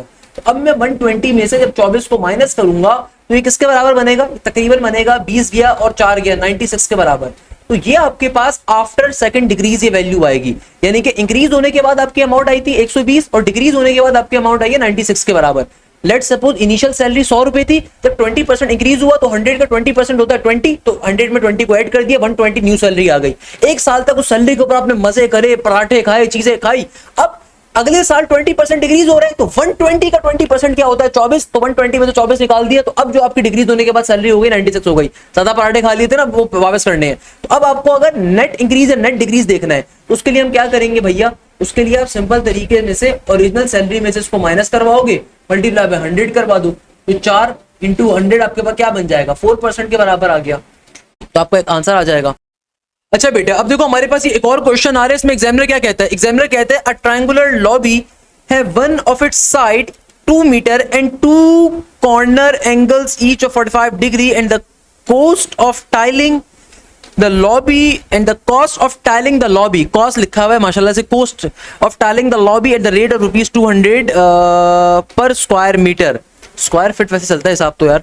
अच्छा, एक ट्रायंगुलर लॉबी आ रही है, एक ट्रायंगुलर लॉबी आ रही है, मेरे घर की राहदारी है या एक होटल की लॉबी है, जहां पे एक साइड का आपके पास जो आ रही है वो 2 मीटर के बराबर है। A triangular lobby, sorry, triangular lobby है, I'm sorry, the lobby is triangular, okay, let us consider this is the triangular lobby, okay। एक साइड जो आपके पास आ रही है ना वो 2 मीटर के बराबर है और दो कॉर्नर्स के एंगल 45 है, यानी कि आपके पास ये आ रहा है राइट, ये कहलाता है आपके पास right half right angle triangle, यानी कि ना सिर्फ इसके अंदर 90 डिग्री है बल्कि दो साइड्स इक्वल भी आ रही हैं, तो राइट इक्वल ट्रायंगल कह सकता हूं मैं से, 45 और एक साइड बराबर है किसके, 2 मीटर्स के, जाहिर सी बात है जो दो एंगल सिमिलर है तो उनकी साइड तो बराबर होंगी। अच्छा, the cost of tiling the lobby at a rate of ₹200 पर स्क्वायर मीटर। अब देखो अगर मैं इसको सॉल्व करना चाहता हूं, अगर मैं इसको सिंप्लीफाई करना चाहता हूं तो कैसे करूंगा, एग्जामिनर कह रहा है एक साइड बराबर है 2 के हाइपोटेन्यूज, 45 के दो कॉर्नर्स के एंगल गिवन है, ये एंगल तो जाहिर सी बात है 90 डिग्री का होगा। अच्छा, तो अगर मैं सबसे पहले नंबर के ऊपर अल्लाह भला करे लेग निकालना चाहूं तो लेग का मतलब क्या होगा भाई, ईच लेग हमें करना है ना, find the cost of tiring the lobby at the rate of 200, तो ये मेरा एक पूरा लेग है, ये मेरा पूरा का पूरा एक लेग है। अगर मैं इसको सिंप्लीफाई करना चाहूं तो अगर मैं पाइथागोरस थ्योरम को, तो भाई इसको कैसे सिंप्लीफाई करेंगे, अब चूंकि दो एंगल्स बराबर हैं तो इसका मतलब ये वाली दोनों साइड्स क्या होनी चाहिए, आपस में बराबर होनी चाहिए, ऐसा ही है भाई। तो अगर मैं पाइथागोरस थ्योरम को अप्लाई करता हूं तो h square is equal to p square plus का b square is the formula. अगर मैं कहता हूं कि हाइपोटेन्यूज बराबर है 2 के, अगर हाइपोटेन्यूज बराबर है 2 यूनिट्स के, तो 2 का स्क्वायर 4 बन जाएगा, और चूंकि p और b आपस में बराबर है तो ये तो फिर आपके पास बन जाएगा 2 टाइम्स ऑफ p स्क्वायर, ये दोनों आपस में बराबर है ना। तो लेट्स सपोज क्योंकि भाई दोनों के एंगल्स बराबर है, अगर एंगल्स बराबर होते हैं तो साइड्स भी बराबर होती हैं, तो मैं कह सकता हूं कि p और b आपस में बराबर है फॉर टाइम बिंग। तो मेरे पास ये क्या आ जाएगा, ये आ जाएगा 2 is equal to p square, यानी कि p की वैल्यू क्या आ जाएगी √2 के बराबर, p की वैल्यू आ जाएगी √2 के बराबर, तो यानी कि परपेंडिकुलर भी √2 है और बेस भी √2 आ रहा है, क्योंकि परपेंडिकुलर और बेस आपस में क्या है, बराबर है, दोनों आपस में बराबर हो जाएंगे। अच्छा, अब देखो मुझे निकालना क्या है, मुझे निकालना है ये दोनों लेग्स के ऊपर जो टाइलिंग होगी इसकी वैल्यू निकालनी है। तो भाई हमारे पास area of the right angle triangle का फॉर्मूला क्या होता है, area of the right angle triangle का फॉर्मूला होता है 1 divided by 2 base into height, यानी कि लेग 1 इनटू लेग 2, तो ये आ जाएगा बेस मेरे पास बराबर है √2 के, हाइट भी √2 के बराबर है, तो ये तो भाई रूट से रूट कैंसिल आउट हो गया, तो 2 इंटू 2 ये बन गया आपके पास 4 के, ये आपके पास √2 से √2 जब मल्टीप्लाई होगा सिंपल 2 बचेगा, नीचे वाले 2 से 2 कट जाएगा तो 1 के बराबर आ जाएगा, यानी कि एरिया की वैल्यू आ जाएगी सिंपल 1 के बराबर। तो अब अगर मैं कॉस्ट निकालना चाहूं तो कॉस्ट किसके ऊपर होती है, कभी भी घर पे टाइलिंग जब होती है तो कॉस्ट किसके बराबर होती है, कॉस्ट बराबर होती है हमारे पास एरिया मल्टीप्लाई बाय रेट के। तो रेट उसने आपको दिया हुआ है, रेट गिवन था 200 का, एरिया गिवन था 1 का, तो 200 इंटू 1 200 के बराबर आ जाएगा। अच्छा बेटा अब देखो अगर आगे हम लोग मूव करें ना तो नेक्स्ट हमारे पास जो चीज आ रही है इसमें एग्जामिनर क्या कह रहा है, एग्जामिनर कह रहा है परमुटेशन बताइए वर्ड चॉइस की। भाई अरेंजमेंट यानी कि चॉइस के लेटर की अरेंजमेंट बतानी है। वैसे चॉइस बड़े मशहूर होटल्स की चेन है जो कि अमेरिका के अंदर होती है, मोटेल्स की सही ना भाई, जहाँ पे जो तौलिया जाता है ना अफरोज का जाता है, अफरोज 1 का पाकिस्तान से माशाल्लाह से। तो खैर चॉइस की अगर अरेंजमेंट बतानी तो कैसे बताओ, कितने लेटर्स आ रहे हैं, 3 3 6 6 फैक्टोरियल ऊपर आ गया, नीचे आपके पास 2 फैक्टोरियल ही आ रहा होगा, सिंपलीफाई करवा दो।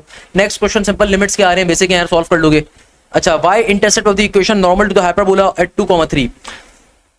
अब देखो इस क्वेश्चन की लॉजिक ये है कि एग्जामिनर कह रहे हैं y इंटरसेप्ट बताइए equation of normal to the hyperbola. Hyperbola की इक्वेशन ऑल्दो यहाँ पे गिवन नहीं है, मैं आपको बता देता हूं लॉजिक क्या होगी।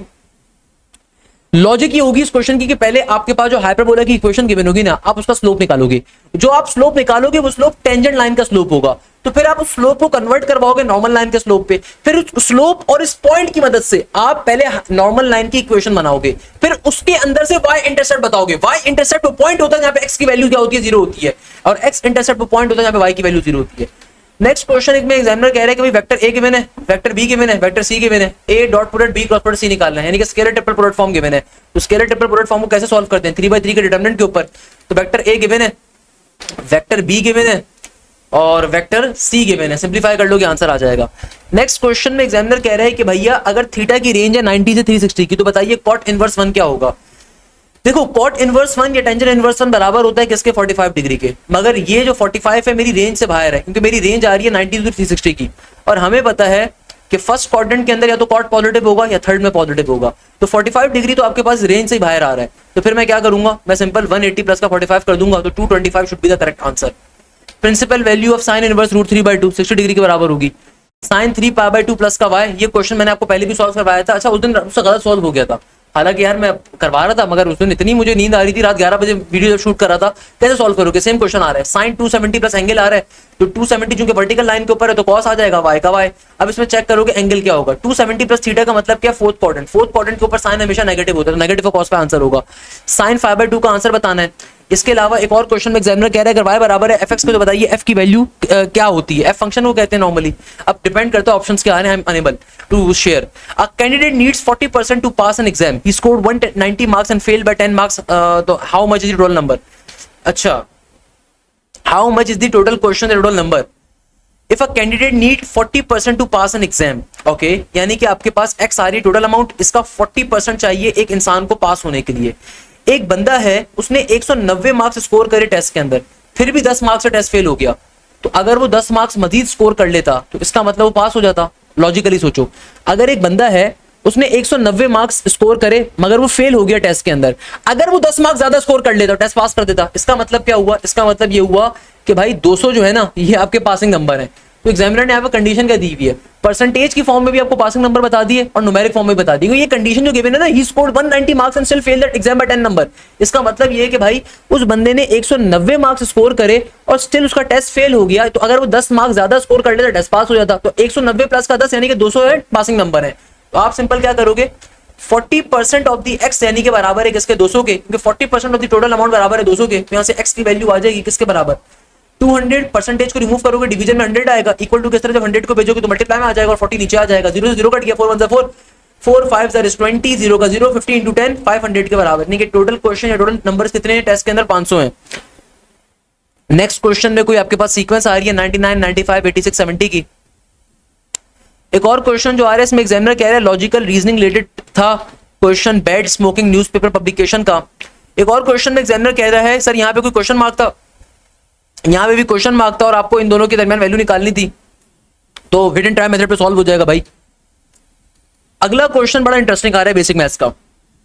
एग्जामिनर कह रहे हैं कि अगर 2 + 3 बराबर है किसके, 12 के, और 6 + 4 बराबर है किसके, 48 के, तो बताइए आंसर क्या होगा। देखो इसके अंदर लॉजिक क्या बन रही है, ये डिफाइंड बाइनरी ऑपरेशन बन रहा है।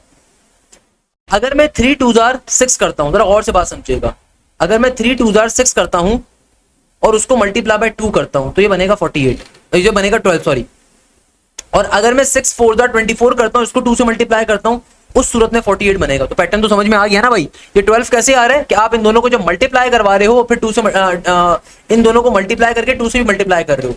तो एग्जामिनर कह रहे हैं 8 + 4 क्या होगा, तो पहले तो इनको मल्टीप्लाई करो, 4 इंटू 8 क्या होता है 32 होता है, 32 को मजीद 2 से मल्टीप्लाई करोगे तो क्या बन जाएगा 2 2 4 एंड 3 2 64 के बराबर आंसर होगा।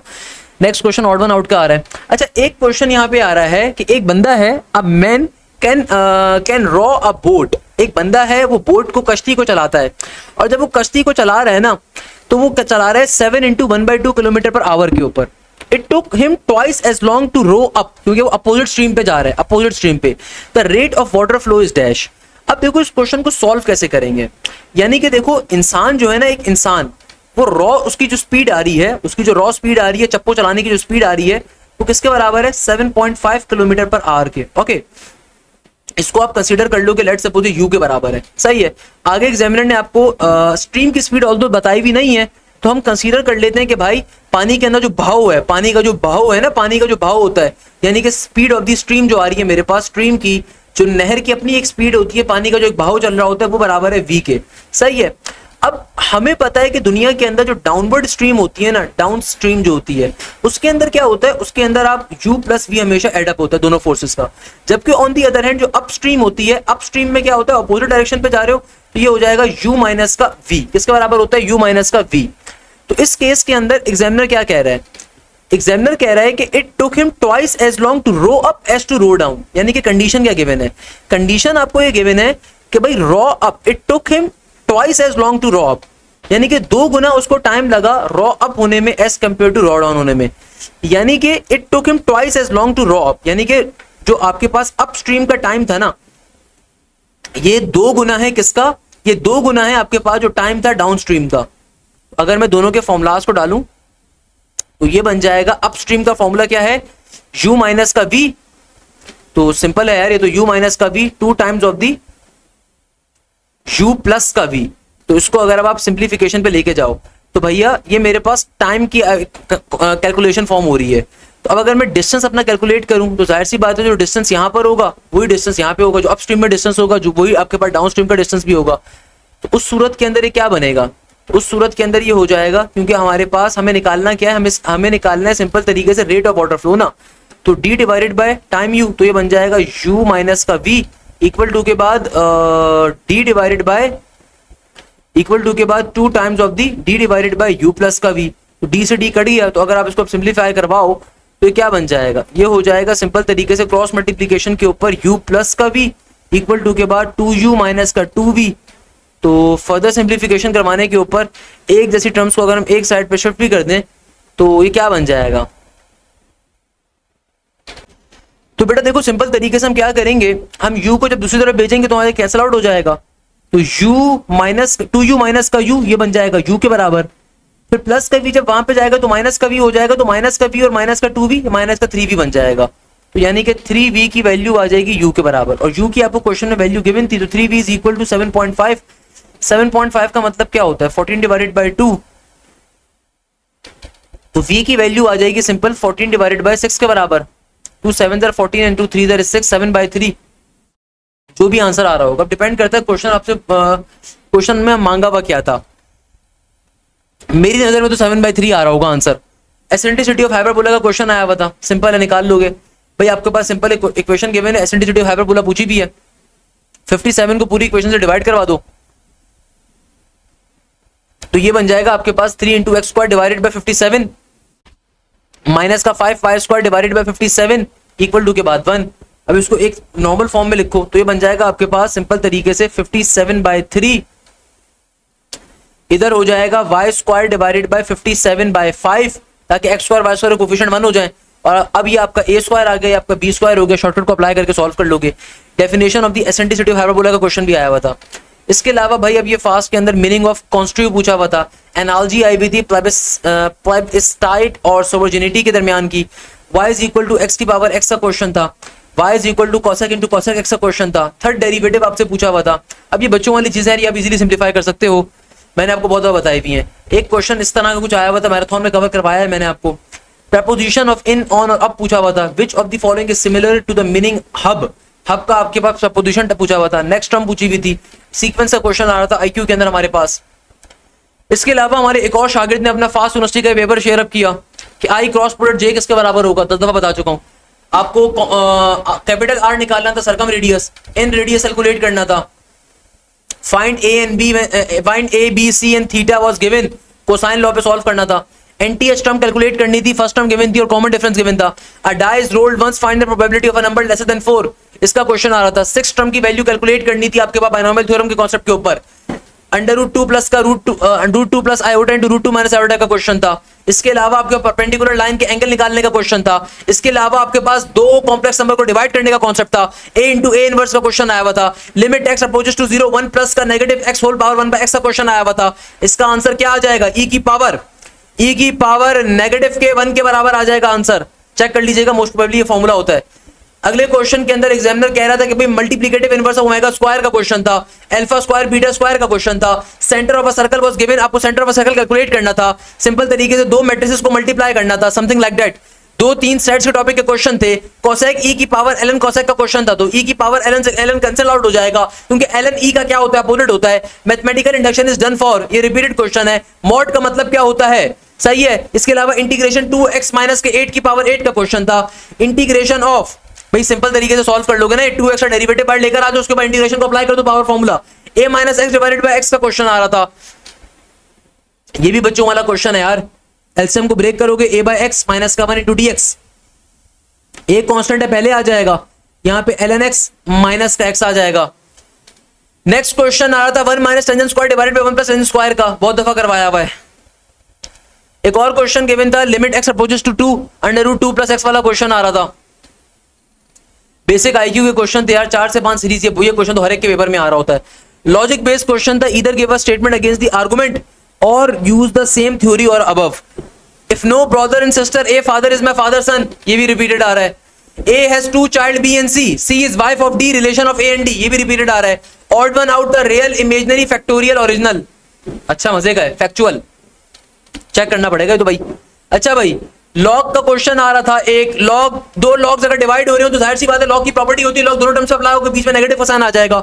20% of water is mixed in A, 35% of water is mixed in B, तो percent of water in solution 5:10 of A and B. अब डिपेंड करता है एग्जामिनर मांग क्या रहा है यहाँ पे। 20% ऑफ वाटर है, कहां पे मिक्स किया जाता है, ए के अंदर, और आपके पास 35% ऑफ वाटर मिक्स किया जाता है बी के अंदर। ए और बी का रेशो आ रहा है किसके बराबर, 1:2 के बराबर, यानी कि पार्ट, यानी कि जो ए है ना उसका एक हिस्सा है और बी के पास दो हिस्से हैं। टोटल कितने हिस्से बन गए, 3। अब मुझे नहीं पता निकालना क्या, बट मैं इसकी लॉजिक बता देता हूं कि एग्जामिनर कह रहे हैं कि भाई जो तुम्हारे पास एक ए सॉल्यूशन है उसमें 20% वाटर है, बी सॉल्यूशन के अंदर 35% वाटर है, जबकि ए और बी का रेशो क्या है आपके पास 5:10 का, यानी कि 1:2 का है। इसका मतलब कि ए के अंदर एक हिस्सा है वाटर का और बी में दो हिस्से हैं, टोटल 3 पार्ट्स बन गए ना भैया। तो आप इसको सिंप्लीफाई कैसे करोगे, नीचे टोटल 3 का 3 रखा, एक दफा मैं करूंगा 1 मल्टीप्लाई बाय 20, क्योंकि एक हिस्सा है वाटर का, सही है 20% से, फिर प्लस का साइन, और 35% वाटर के अंदर क्या है, दो हिस्से हैं, तो 2 मल्टीप्लाई बाय 35 हो जाएगा। तो सिंपल तरीके से सिंप्लीफाई अगर आप इसको करो तो 20 35 इंटू 2 ये बन जाएगा आपके पास 70, नीचे 3 का 3, सिंप्लीफाई कर लो, 70 प्लस 20 90, 90 बाय 3, तो आपके पास बन जाएगा 30% के बराबर। अब 30% ये मेरे पास आ गया सिंपल तरीके से, क्या यानी कि 30% वाटर है कंप्लीट पिक्चर के अंदर। निकालना क्या था, मैंने निकाल के कुछ भी बता दिया आपको। लॉग आपको बेस 2 गिवन है इक्वल टू 0.142, तो एग्जामिनर कह रहे हैं लॉग 16 क्या होगा। इंटरेस्टिंग, लॉग 16 क्या होगा भाई, 16 क्या होता है, 16 होता है सिंपल 2 की पावर 4।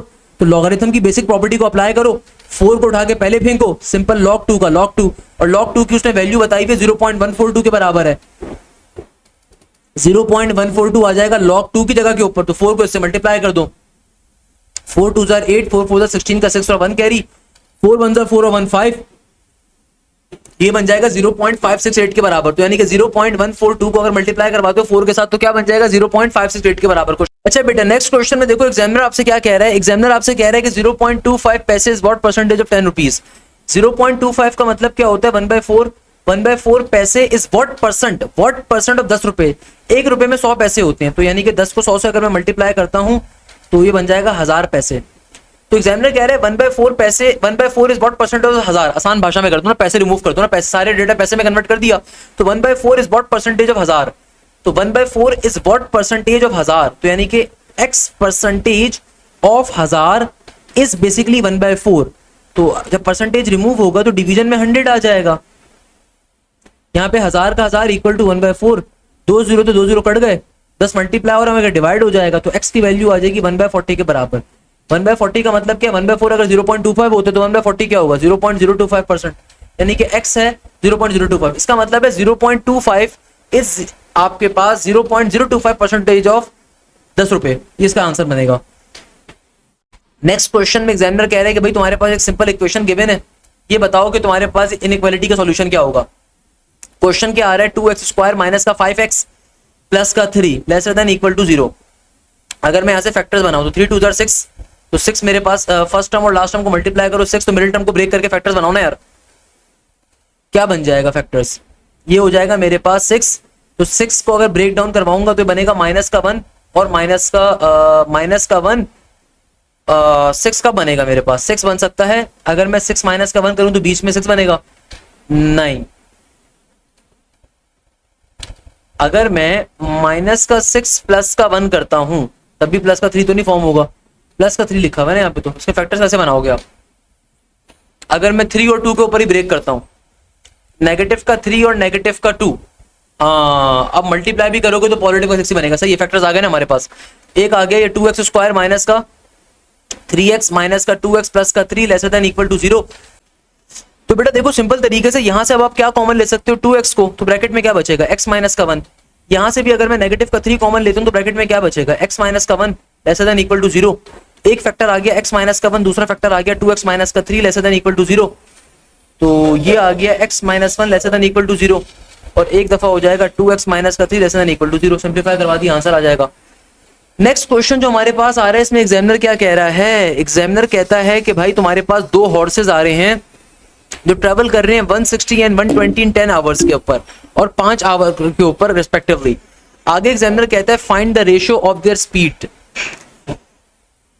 2 घोड़े हैं जो कि ट्रेवल कर रहे हैं 160 और 120 10 आवर्स के ऊपर और 5 आवर्स के ऊपर। तो जो घोड़ा नंबर 1 है, हॉर्स नंबर 1 है, वो 160 किलोमीटर ट्रेवल कर रहा है लेट सपोज 10 घंटों में। तो 10 घंटों को इसको पर डिवाइड करवा दो, 1 घंटे का टाइम आ जाएगा, यानी कि 16 किलोमीटर दौड़ता है 1 घंटे में। दूसरा घोड़ा जो है ये दौड़ रहा है 120 किलोमीटर 5 घंटे में। तो 5 पे डिवाइड करवा दो, 5 2 जार इज 10, 2 कैरी गया, 5 4 जार इज 20, तो ये आ गया 24 किलोमीटर पर आवर।